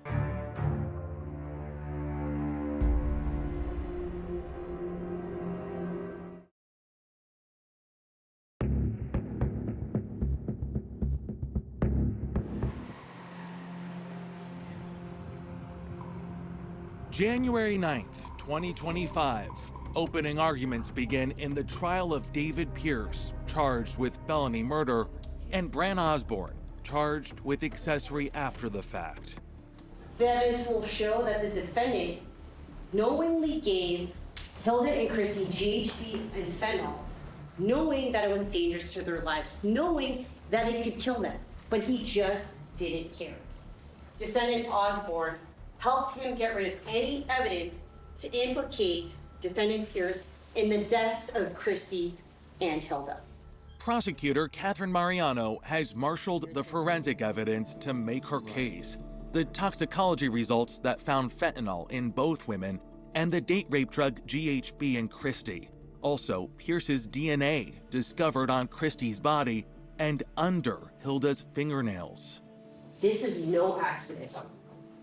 This is no mistake. But in order to prove felony murder, she must show that Pierce incapacitated Christy and Hilda to rape them. Without their testimony, she needs to establish he had a history of doing this to other women, putting drugs in their drinks, and then sexually assaulting them. He didn't care whether they lived or died. All he cared about was taking advantage of them. Here's where there's a problem. But defense attorney Jeff Vall says the fact that Christy and Hilda were using drugs before meeting Pierce that night means there is no case for murder. These young ladies unfortunately ingested fentanyl and they died. It's a shame. But Mr. Pierce didn't kill them. Vall is sixth in a long line of lawyers who have represented David Pierce in this case. He knows his client is problematic. He's very demanding. He's very sure of himself. What David Pierce wants, David Pierce gets. He pushes her onto the bed. Mariano has her own version of who David Pierce is, based on the accounts of the women who talked to investigators and chose to be anonymous. Jane Doe 1. Jane Doe number 2. Jane Doe number 3. Number 4, 5, or 6. Number 7. It was important for me to come forward and, get any information I could regarding this vile man. Jackie is Jane Doe number 2. No cameras were allowed in the courtroom for any of the testimony, but she agreed to talk with us about her experience with Pierce in 2010, when she was a 24-year-old law student looking for a room to rent. She testified about her meeting with Pierce at his apartment on West Olympic Boulevard, where he gave her a tour and offered a drink. I started to spin and, I just became disoriented. You drink this drink, you start to feel dizzy, I'm sure confused. What happens next? So the next thing I know, he was, basically trying to rape me. So I started fighting him back. According to Jackie, he continued to assault her. He threw me onto the floor. He punched me in the face. When she tried to take her phone out, he grabbed her arm so hard, the phone flew and smashed into the wall. Unsteady on her feet and unable to call for help, she did everything she could to escape. I had to crawl down the stairs. I was so disoriented, and crawl down West Olympic Boulevard to my car, screaming for help. Though seriously injured and traumatized, she did not report it. There's a huge stigma that surrounds women that come forward with sexual assault. But when she heard about Christy and Hilda, she decided to act. In all, 20 women came forward. Pierce was charged with 7 sexual assaults. Detective Calvin Yu thinks that's just a fraction of those who suffered at the hands of David Pierce. Are there more Jane Does out there? Yes, I would definitely say so. How many do you believe? I say 100. 100. That's incredible, and that's just based on the people that you have spoken with directly. Yes. I'm just so grateful that they came forward, and I can't even imagine how the level of bravery that you have to have in order to testify to a room of strangers that you were so intimately violated. And as the women testified one by one, defense attorney Vall could see what was happening. The prosecution strategy was working. The victims coming to court testifying, some who broke down in tears, all gave the same testimony, and I am watching the jury. They're looking at him, and the expression on the jurors' faces are like, how could you? How could you do this? After the Jane Does testified, the prosecution called Pierce's friend, Michael Ansbach, who was in the apartment that night and later arrested along with Pierce and Osborne. Ansbach took this video of Christy and Hilda minutes after Pierce gave them wine and cocaine at the apartment. Christy's lying on the couch. It looks like she's on her way to becoming unconscious. In his testimony, Ansbach again said he also used the same cocaine, got violently ill, and then passed out. When he woke up, he said Pierce asked him to check on Christy, and when he did, Ansbach said, it looked like she was not breathing. Hilda, he said, was in Pierce's bedroom.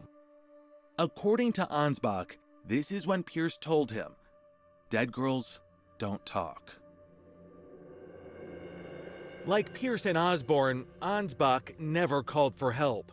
His charges were later dropped. On day 11, and against the advice of his attorney, David Pierce, who pleaded not guilty, was sworn in and testified. So he got on the stand and he did his best to try to say everybody was wrong and he was right.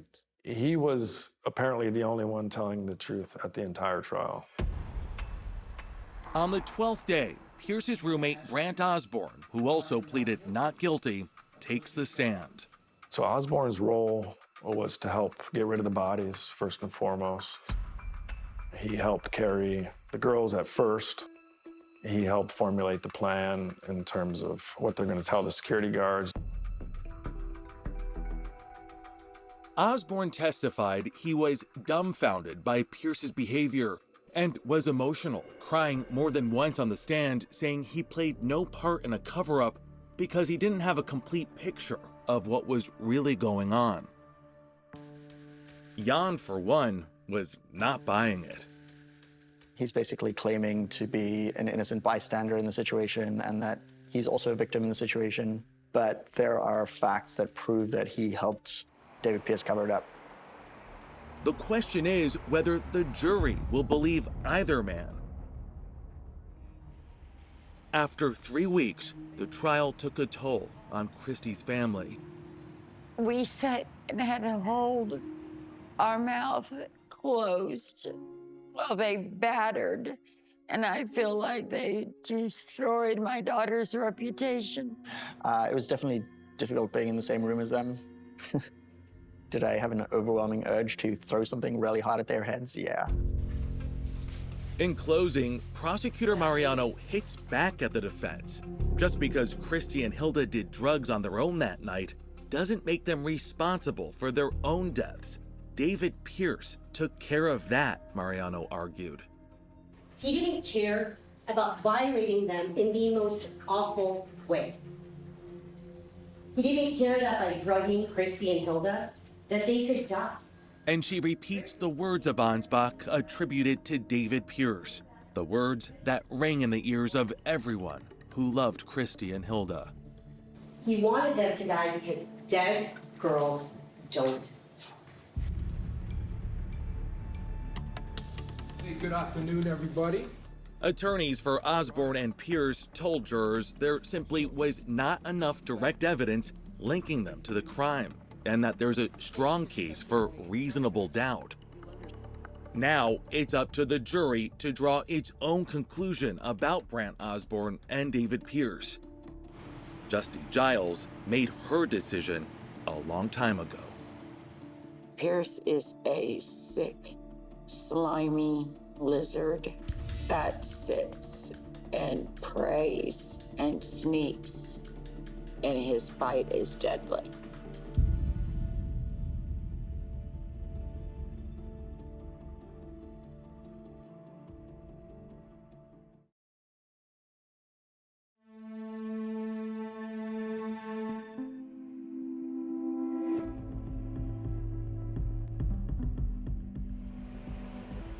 As we're sitting here waiting on the verdict for the case, I just want to, I'm here for it till the end.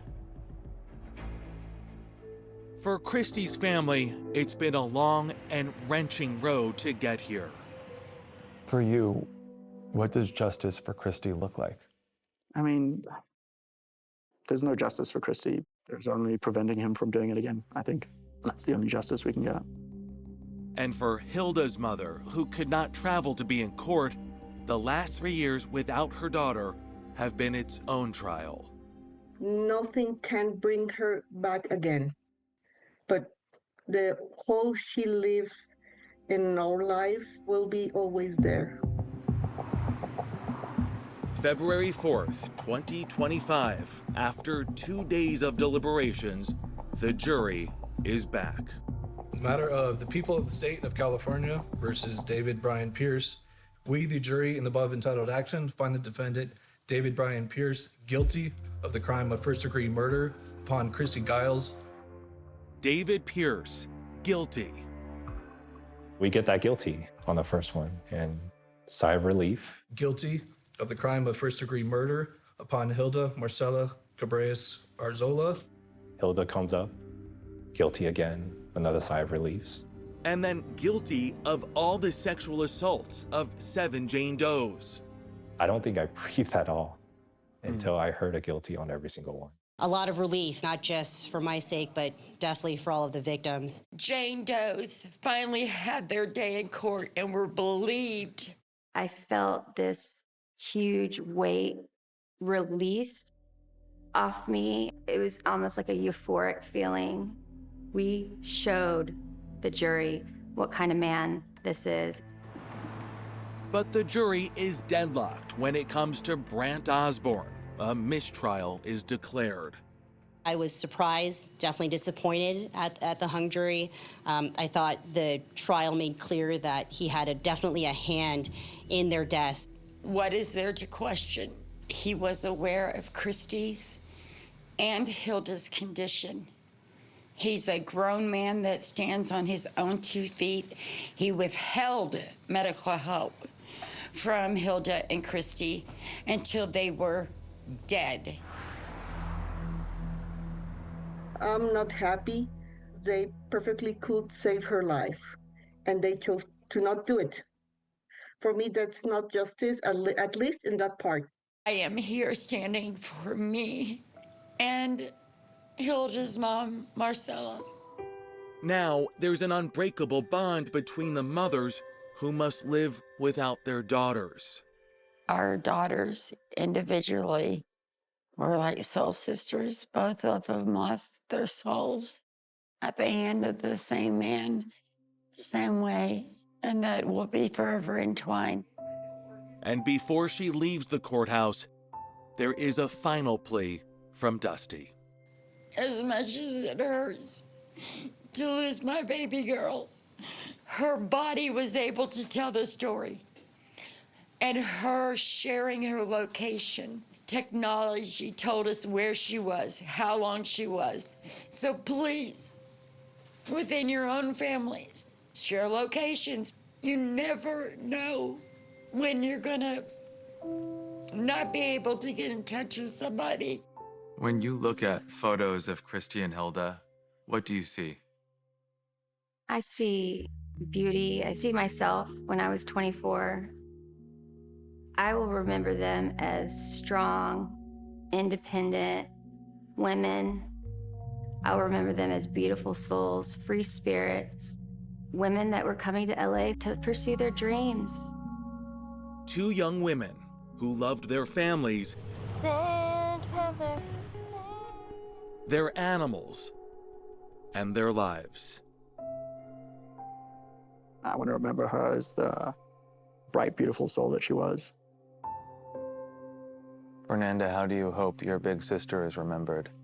As someone who had a lot of dreams, ambitions, very intelligent, funny, she was happy to be alive.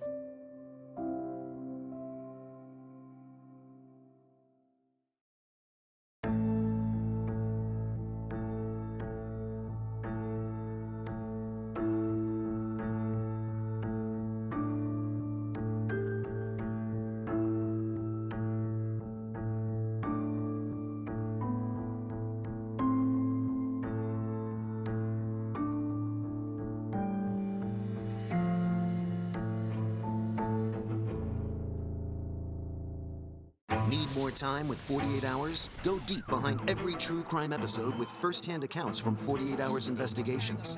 Were you at all prepared for what happened in this case? Shock is the word that comes to mind. Get inside the twists and turns and get in on the case. Listen to Postmortem from 48 Hours, now available wherever you get your podcasts.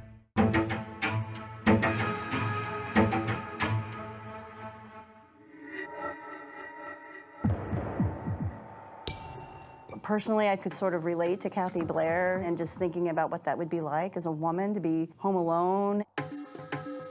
That is the boogeyman story for is. every woman, It's right? awful. An intruder is in your house. Yeah. Someone is stabbing you.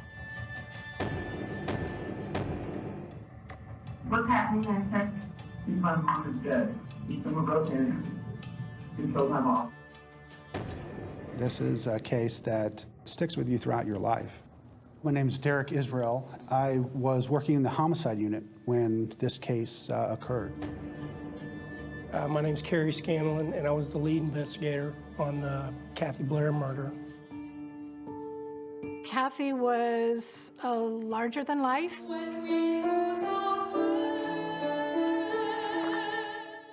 She's my big sister.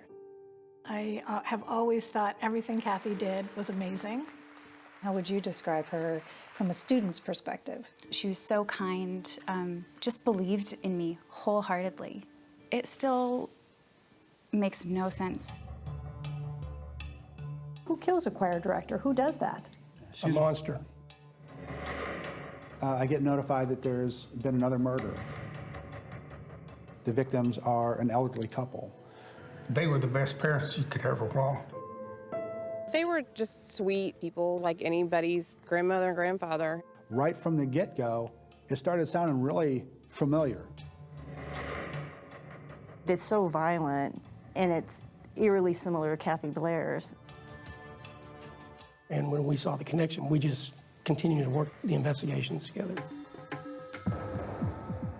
You know, Carrie and I both kind of came to the conclusion that there was a serial killer working here in Austin. I was out testing a thermal scope. I needed to get some video of some deer. Rob Leaf has this thermal imaging scope. It's a night vision rifle scope. So I saw the car pull up and park. I zoomed in with the scope, and by the time I had zoomed in, someone had gotten out, walked over to the sidewalk. That is just unbelievably chilling. The last thing they were expecting was high-resolution thermal video. This video showed the murderer walking towards Kathy Blair's house. The actual killer? The actual killer.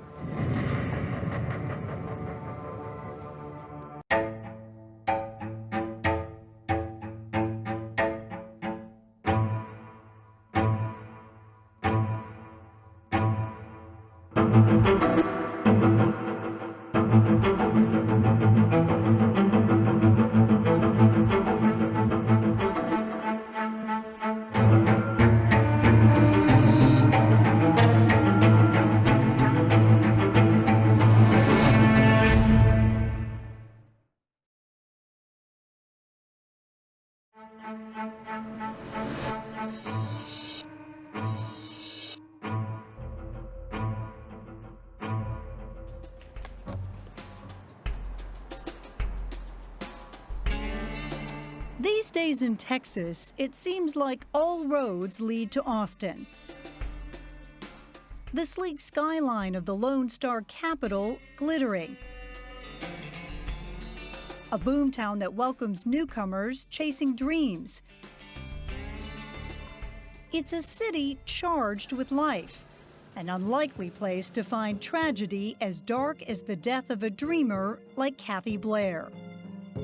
She loved life. You loved being around her. What were the things that were important to her? She had, I think, a sense of justice, right and wrong. Kirsten Matheson is Kathy's younger sister. She was bossy.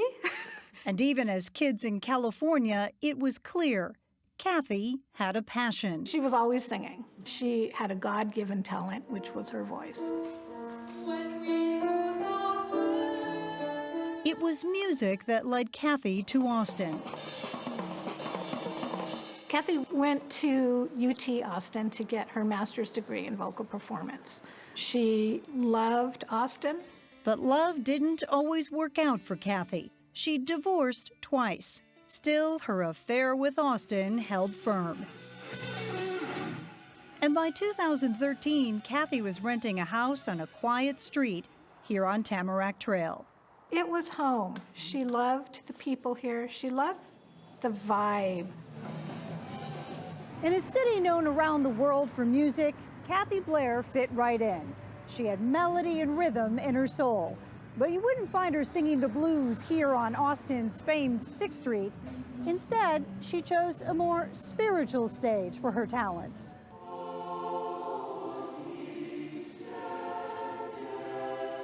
Christian Choral Society was a positive social setting. The kids were kind to each other. Barbara Sally's daughter was one of hundreds of students touched by Kathy's talent as a choir director and teacher. I think she lived, breathed, ate, slept music. Barbara, along with Kathy's student, Kristen DeGroot, met with us to share their memories of Kathy. She was so kind, just believed in me wholeheartedly, which was something I really needed. And for Kristen, Kathy was a role model. She and I were the same. Music needed to be in our lives or we would die. She was their teacher and their mentor. One of her friends called it the Kathy Nation. The Kathy Nation? The Kathy Nation. It was December 6th, 2014. Kathy's son Joe was staying with her while waiting for his assignment from the Navy. After a night out, he came home to Tamarack Trail. What he found was shattering and echoed across that Kathy Nation. I think my mom is dead. There's a lot of blood. I think someone broke in and killed my mom. Joe, what's your mom's name? Her name is Kathy Blair. This case was clearly different, really, right from the get-go. Starting with the location. Oh, this is a nice neighborhood. This is a place where people, I think, feel safe. Up until this case, which would frighten and chill Austin and shock veteran detectives Scanlon and Israel. One of the first things I thought of, I'm like, well, why this house? Yeah, why this house? There's nothing that makes this house stand out from all the other ones. This is the living room right here. Then, in Kathy Blair's bedroom, there's a full-size jewelry case right here, large drawers. All the drawers have been pulled out and they're stacked up.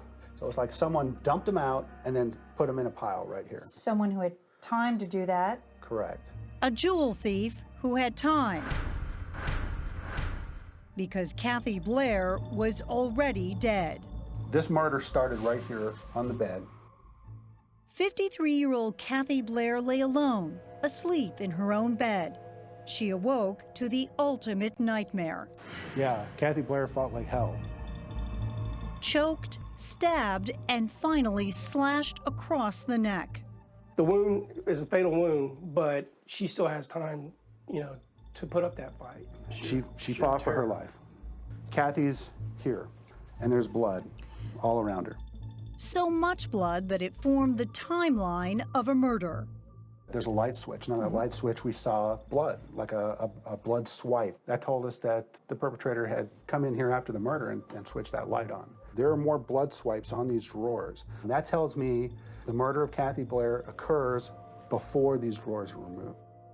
Word soon spread across Austin and across Kathy Nation.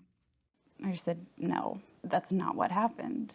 That cannot possibly be what happened. Was Kathy Blair the kind of woman who might have an enemy who would do that? No. She didn't have a malicious bone in her body. Why does someone come in here and murder someone in order to steal a little bit of jewelry? You know, it doesn't make sense. It would be the first in a hideous series of senseless events. It's just one of those moments where you're in disbelief. You think you're living in a dream. This does not happen. But it did happen, and the killer left almost no evidence, no DNA. No fingerprints. No fingerprints. And no blood from the killer. No. Israel and Scanlon would need all their street smarts and then some, because just 9 days later, I get notified that there's been another murder.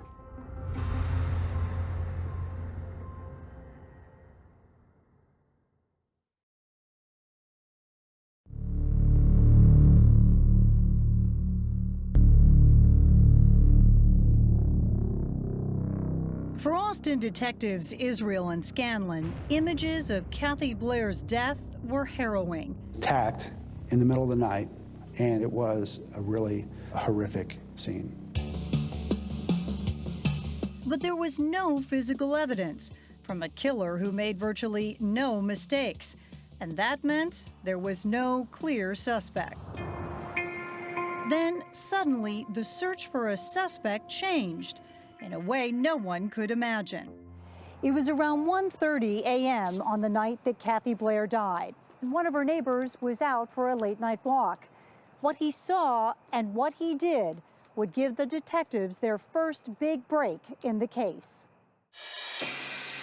I was out testing a thermal scope. I needed to get some video of some deer, and we've got some deer up and down the street. Rob Leaf lived a few short blocks from Kathy Blair. So it's a thermal scope, so it picks up a heat signature. Wow. It's like daytime. Except it was the dead of night, and Rob was only looking for deer. I saw the headlights of a car coming up. I saw the car pull up and park, and on this street? On this street. Rob kept recording. This is video he recorded that night with a scope like this one. I zoomed in with the scope, and by the time I had zoomed in, someone had gotten out and walked over to the sidewalk. You can flip the setting to red to see the image more clearly. Did you focus in on the car? I first focused in on the person, and he turns left on Tamarack. Kathy Blair's street. The next day, Rob flew to Las Vegas on a planned trip with old friends. Reading the news on my phone and saw a murder story. I clicked on it, and I saw the address. Rob raced back to Austin. He checked the video of that stranger on his street. And I called Austin police. And how important does the video end up being in Kathy Blair's case? Very, very important. The video was tantalizing, but blank on images that did not give off heat. So you couldn't actually identify the man, a license plate number, or even if there was anyone else inside the vehicle. Still, there was one important clue. It gave us an idea of what kind of vehicle our murder suspect arrived at the crime scene with, and it was a sedan of some sort. These cops needed much more evidence. Then, 9 days after Kathy Blair's murder, in another peaceful Austin neighborhood just 15 minutes from Kathy's home, they would get it. The victims are an elderly couple, murdered overnight. Viciously. Viciously. Sidney Jr., Johnny, and Brenda want their parents to be remembered as the outstanding people they were, not the grim headlines they became. Billy and Sidney Shelton were hardworking and happily married for 64 years.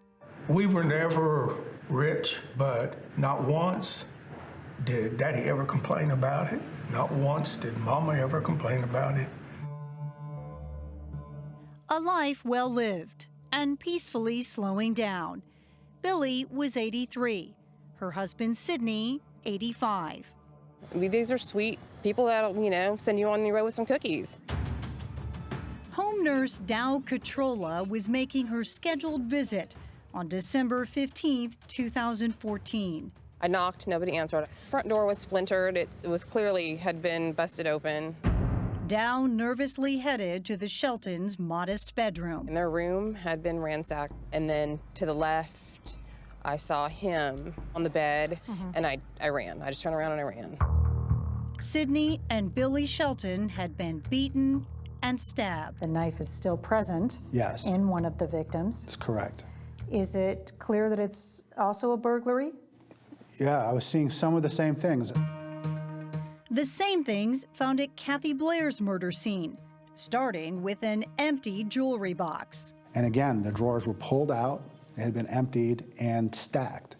3 people had been slaughtered in their own beds. The crime scenes were eerily similar, and investigators were privately wondering, was there a serial killer loose on the streets of Austin? If word gets out that there's a serial killer, it kicks it to an entirely different level. So investigators kept their worst fears to themselves. But why would any killer target Kathy or Billy and Sydney, who cops determined didn't even know each other? None of these people had any enemies that we could figure out. What is it that connects these people together besides the killer? Every lead was chased down.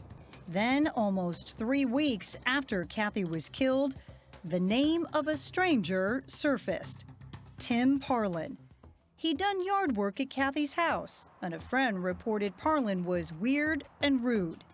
I go to our computer system. It was a simple and easy search.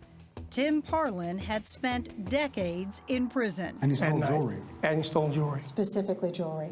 At night. Are you hopeful at this point? Yeah, I am. So this is the in-town suites. Tim Parlin, where he was living at the time the murders happened. Israel and Scanlon went to look up the lifelong convict.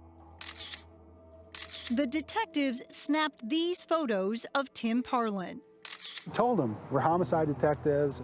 So he asked us a few questions as well. About the murder? Well, yeah, like, so how'd she die? Wow, that's bold. Stuff like that. He's sussing it out to see what we know. Cat and mouse. It is. Parlin spoke to the cops in the hotel's parking lot, but when they asked to see his room, he refused, claiming his wife was inside and asleep. And you drive away, and what's the conversation? I said, this is our guy. You did? Yeah, and Derek says, I don't know yet. A return trip to the in-town suites just a few days later pays off. Parlin wasn't home, but his wife was. Explained what we were investigating, and she knew the Sheltons. His wife knew the Sheltons. Tim Parlin's wife knew the Sheltons from church, and Tim Parlin had worked in Kathy Blair's yard. It was tenuous, but it was a connection. She gave us permission to search the apartment. Did you find anything? We did. A pawn receipt. This is that pawn receipt. For a piece of jewelry, a nugget pendant. And it turns out that pendant belonged to Kathy Blair. It was pawned on the same night that Kathy Blair was murdered. We found out that his sister had a green Toyota. Parlin had been using his sister's car, a green Toyota. Its outline appeared similar to the car in Rob Leaf's video, and one caught on security footage approaching that Austin pawn shop less than 24 hours after Kathy was murdered. We took it, we had it towed. Towed and tested. On the passenger seat, traces of dried blood. Blood belonged to Kathy Blair that was in that car. Austin was on edge. Kathy Blair was found dead inside her home, hoping for an arrest. The wait for justice has been troubling for her students, family, and friends. My name is Hema Muller, and I'm an anchor at CBS Austin News. It was very, very shocking in the community, and it was really unsettling. But now justice was closing in on one man, Tim Parlin. But you're thinking one guy still. Oh, yeah.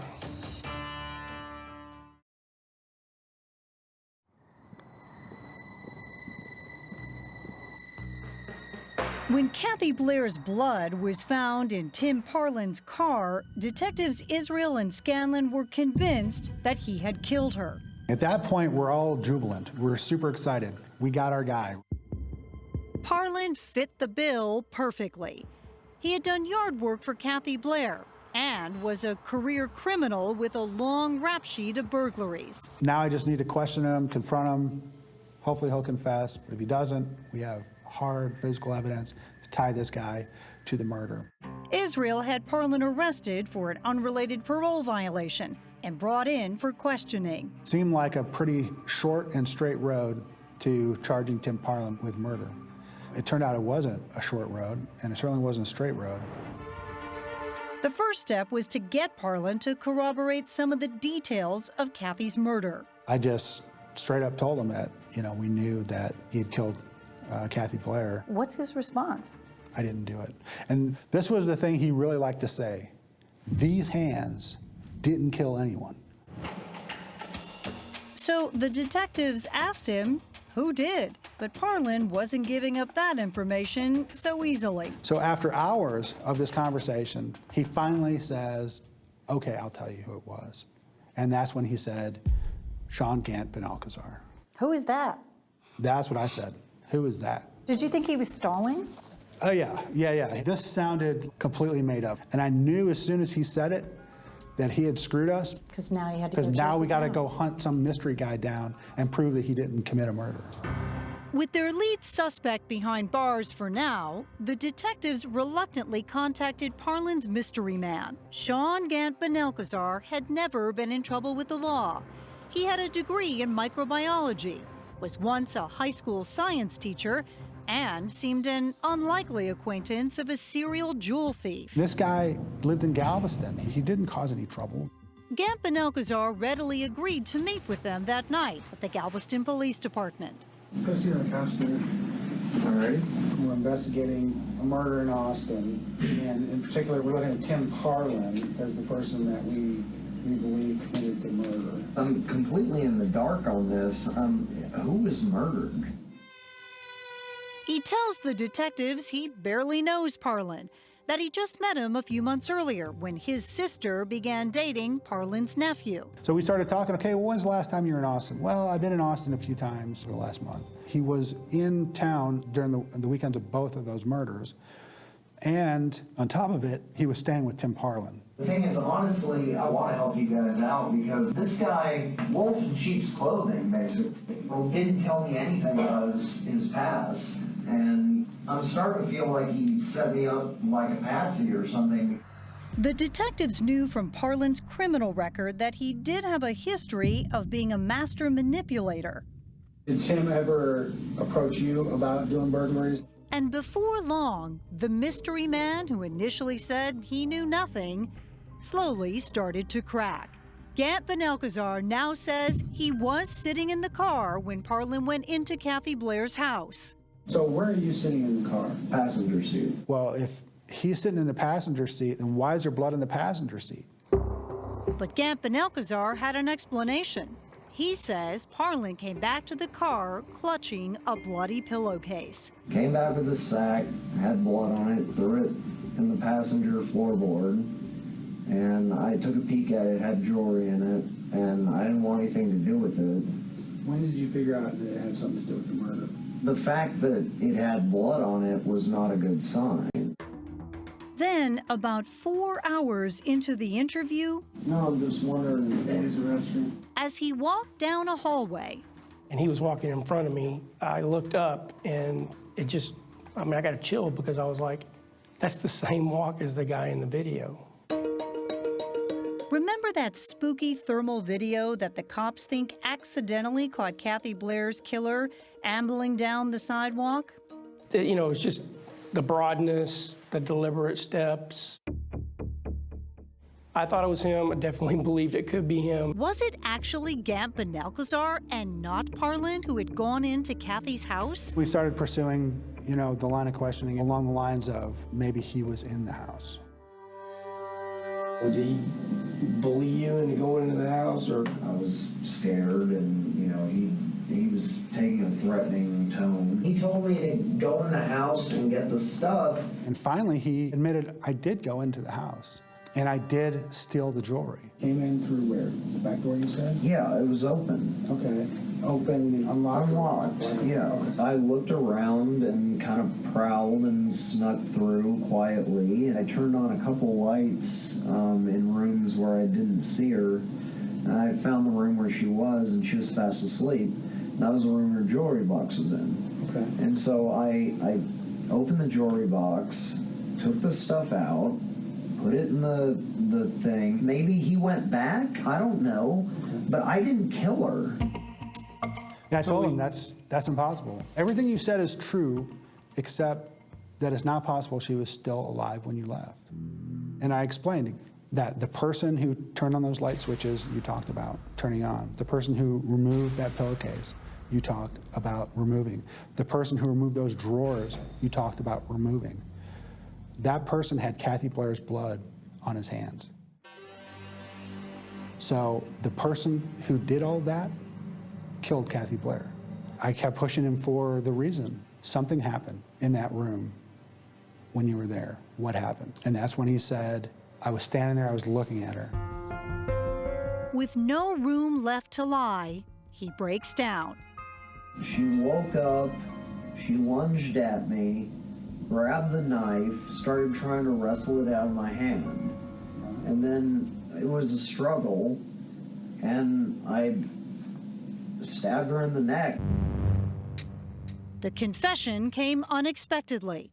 The witness was now the prime suspect. We had gone to clear the guy, and instead he confessed to capital murder. Gamp and Alcazar kept talking and claimed that after murdering Kathy Blair, he handed off her jewelry to Parlin. You didn't get to keep any of it? No, he didn't give me anything. I got nothing. You're gonna have to ask him where he fenced it. Sean Gamp and Alcazar appears to have gained absolutely nothing from this senseless murder.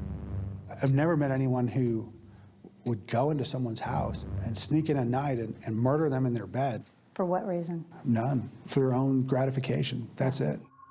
We're going to place you under arrest for capital murder. Detectives immediately read Gamp and Alcazar his rights, but they still wanted to learn what he knew about the murder of the Sheltons. We started talking again, asked him about the Sheltons. Try as they might, Gamp and Alcazar wasn't talking anymore. Well, I wasn't there for that one. I don't know anything about that one. By this point, everyone is exhausted. So eventually, he terminated the interview. He said, I'm done. Done. Wish this all had never happened. After the arrest, Detective Scanlon made this video of Gamp and Alcazar on his cell phone. His hunch seemed right. That's the moment that you think it's him. That's when I thought it was him. 2 men are in jail in connection with the murder of a beloved choir teacher. 4 days later, Austin police announced that they had made 2 arrests. 30-year-old Sean Gann Ben-Alcazar of Galveston is charged with capital murder. 49-year-old Timothy Parlin is also expected to face charges related to Blair's murder. Sean Gantt Ben-Alcazar, he was a UT graduate. He had no criminal record of any kind. How did he get involved with a crime like this? Tim Parlin had an answer. Later, while in custody, Parlin admitted to the cops that he had driven Gamp and Alcazar to Kathy Blair's house and to the Shelton residence on the nights they were murdered. And Parlin says he knew all along that Gamp and Alcazar had killed all 3 of them. Investigators now thought they understood what had happened. Sean murdered the Sheltons. Tim Parlin was a party to that murder. And he planned it. He facilitated it, he profited from it, he assisted in it. But you are 100% convinced that it was Sean who murdered that couple? Yes. Will he ever be brought to trial for it? It seems unlikely. Unlikely because there was no direct evidence linking Gamp and Alcazar to the Shelton murders. And he would always deny he had killed them. Prosecutors would focus instead on building their strongest case, using Gamp and Alcazar's confession to convict him of killing Kathy Blair. But when Sean Gamp and Alcazar finally gets his day in court, no one could have anticipated what would happen next. Makes you worry because this guy cannot be out on the streets.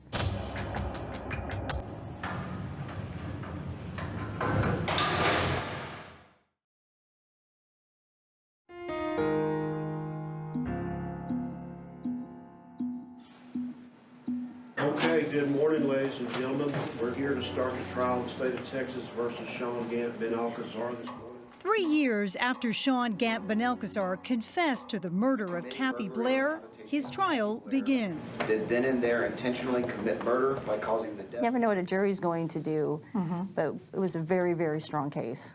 You're all here today. Assistant DAs Andrea Austin and David Livingston present the state's case. The man who sits among us in this courtroom, the defendant, Sean Gant Ben Alcazar, is Kathy Blair's killer. How hard was it to be there during that trial? It was really hard. There were some pictures throughout that I saw that I can't unsee. There was a car that parked while I was on my walk. Kathy's neighbor, Rob Leaf, testifies about the video he recorded on the night she was murdered. And by the time I zoomed and zoomed back in, someone was already out of the car and was crossing onto the sidewalk. That someone, the prosecutor tells the jury, was Sean Gant Ben Alcazar on his way to murder Kathy Blair. I just kind of looked through the rooms, you know, and I turned on a couple lights in rooms where I didn't see her. The prosecution's case hinges on Gant Ben Alcazar's rambling 5-hour confession, where he describes breaking into Kathy's house. She woke up, she lunged at me. He had a knife out. They fought over the knife. And I stabbed her in the neck. He didn't just kind of confess. He straight up confessed to all the details of killing Kathy Blair. Sign and date it right here. That confession was vital to the prosecution's case. He gave enough details in this confession that were kept out of the media so we could show the confession was from the actual killer and that he knew enough about this crime to have either been there or done it himself. There's no question that this is a horrible, horrible crime. But Gant Ben Alcazar's defense lawyer, Ariel Payan, makes a bold accusation right off the top. That damning video? She just was trying to fight the knife away from me, and I was... It was all a lie. A false confession coerced by detectives Israel and Scanlon. No, I'm just wondering, can I use the restroom? The defense tells the jury that during that 5-minute bathroom break in the hallway, when Gant Ben Alcazar was not being recorded, detectives threatened him. Law enforcement went down there, we believe the evidence will show, with the express idea, plan, purpose, and intent to try to get him to confess to something he didn't do. They have to come up with something. They have to argue that it's an involuntary statement, but we obviously knew that wasn't true. The exact words were, "This is important and you're not going anywhere until we finish." Gant Ben Alcazar takes the stand to blame the cops for his confession. That if I didn't explain a reason for having done it, even though I didn't do it, I would get the death penalty. And he maintains that it was actually Tim Parlin who killed Kathy Blair on that chilly December evening back in 2014. Were you worried the jury might You always have to worry with juries. You don't get blood on your hands and put it on a jewelry chest. At closing arguments, prosecutors insist Gant Ben Alcazar voluntarily confessed and offered details about the crime only the killer could have known. I think it comes down to credibility. And hopefully are sitting there thinking, this guy confessed, why are we here? The case goes to the jury. When the hours started ticking away, 2, 3, 5, 6, 7, 8, 9. You feel awful. Were you worried? Yes. The idea that he would get out is just unthinkable. I mean, Sean is going to kill somebody else if he got out. After 19 hours of jury deliberations, This time I'll declare a mistrial.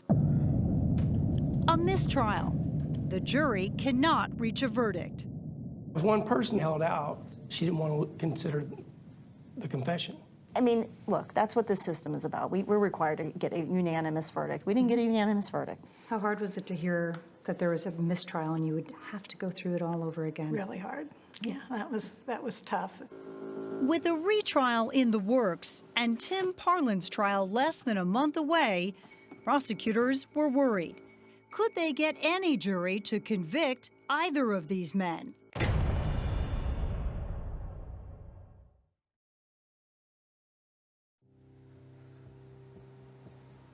Good morning. This man, Timothy Parlin, knew that Sean Gant would go in and murder Kathy Blair. With Sean Gant Benelkazar's mistrial still fresh in her mind, prosecutor Andrea Austin is determined to put Tim Parlin away for life. He stands trial for both the murders of Kathy Blair and the Sheltons. In Texas, if you were part of the crime, then you are also guilty of that crime. You can convict him even if you don't believe he stepped foot inside that house. Because he was there and he participated. Correct. Right. I'm going to ask you to find him guilty of capital murder. Detectives were convinced Gant Benelkazar had killed the Sheltons, but had no evidence to charge him with their murders. So Tim Parlin would prove to be an easier target for prosecutors. Parlin admitted he drove Gant Benelkazar to both murder scenes, and the car Parlin was driving had Kathy Blair's blood in it. Oh, he did much more than sit in the car. He's the one who targeted Kathy. He's the one, for whatever reason, said, hey, you know what, this would be a good person for you to murder. Good morning, ladies and gentlemen. Parlin's lawyer, Keith Lauerman, argues that despite his client having confessed to driving Gant Benelkazar to both murders, there is no evidence placing Parlin inside the two houses. He never set foot in either one of these houses. And at the very end, you're going to realize that this man and those hands never participated in any murders. After a 9-day trial, the jury doesn't take long to reach a verdict. We, the jury, find the defendant, Timothy Parlin, guilty of the offense of capital murder. Guilty. Parlin is sentenced to mandatory life in prison without the possibility of parole for his role in the murders of Kathy Blair and Sidney and Billy Shelton. 5 months later, Gant Benelkazar went to trial a second time for the murder of Kathy Blair. The nerves were much higher the second round. Well, there's a lot at stake. There's a lot at stake. The vehicle parked on the side of the street. It wasn't in front of a house. Again, Rob Leaf's testimony is critical for the prosecution. And that at some point, did you see an individual get out of that car? Yes, sir, I did. I want you to watch this. It was a struggle, and I stabbed her in the neck. I didn't. Look what he does with his hands. He's retrieving a memory, right? Involuntarily, he's doing this. He remembers doing because he's the one who murdered her. The police wouldn't let me go, is my understanding. Once more, Gant Benelkazar swears the cops coerced his confession. And I come out of the bathroom, they keep saying, oh, we know you did it, there's no doubt you did it, and they keep saying it, and I just got worn down. This time out, the jury deliberates less than 3 hours. We, the jury, find the defendant, Sean Gant Benelkazar, guilty of the offense of capital murder. We poured our emotions out into this case. It was justice delayed and, yeah. But delivered. But delivered.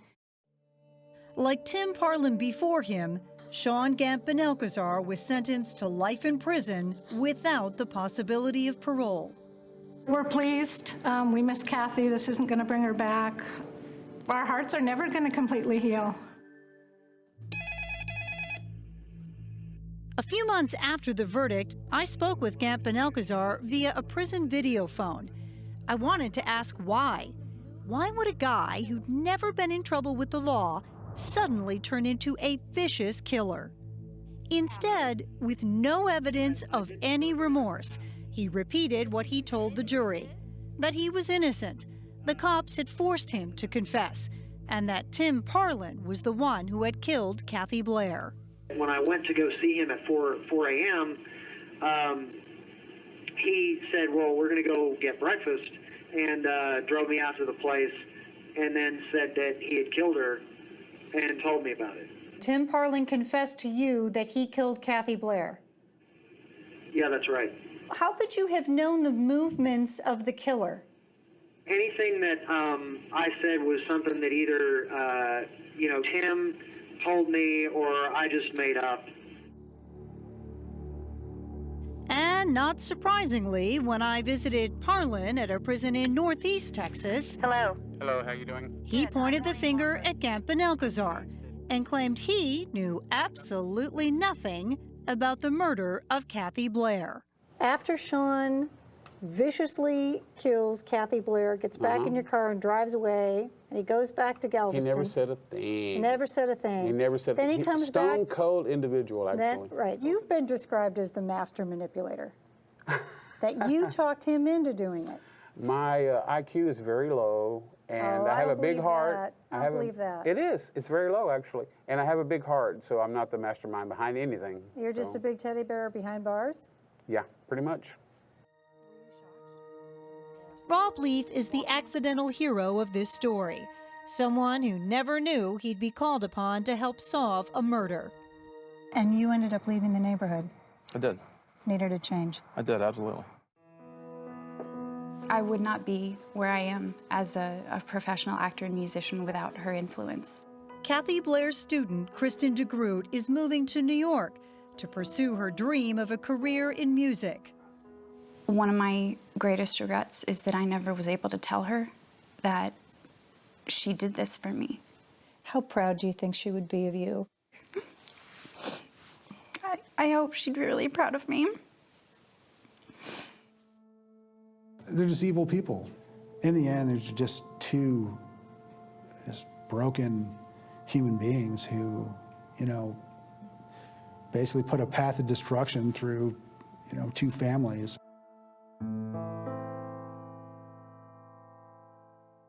Two families who will forever share the same tragedy. They were the best parents you could ever want. I just miss her. And at the end of the day, she's gone, and I can't call her tonight.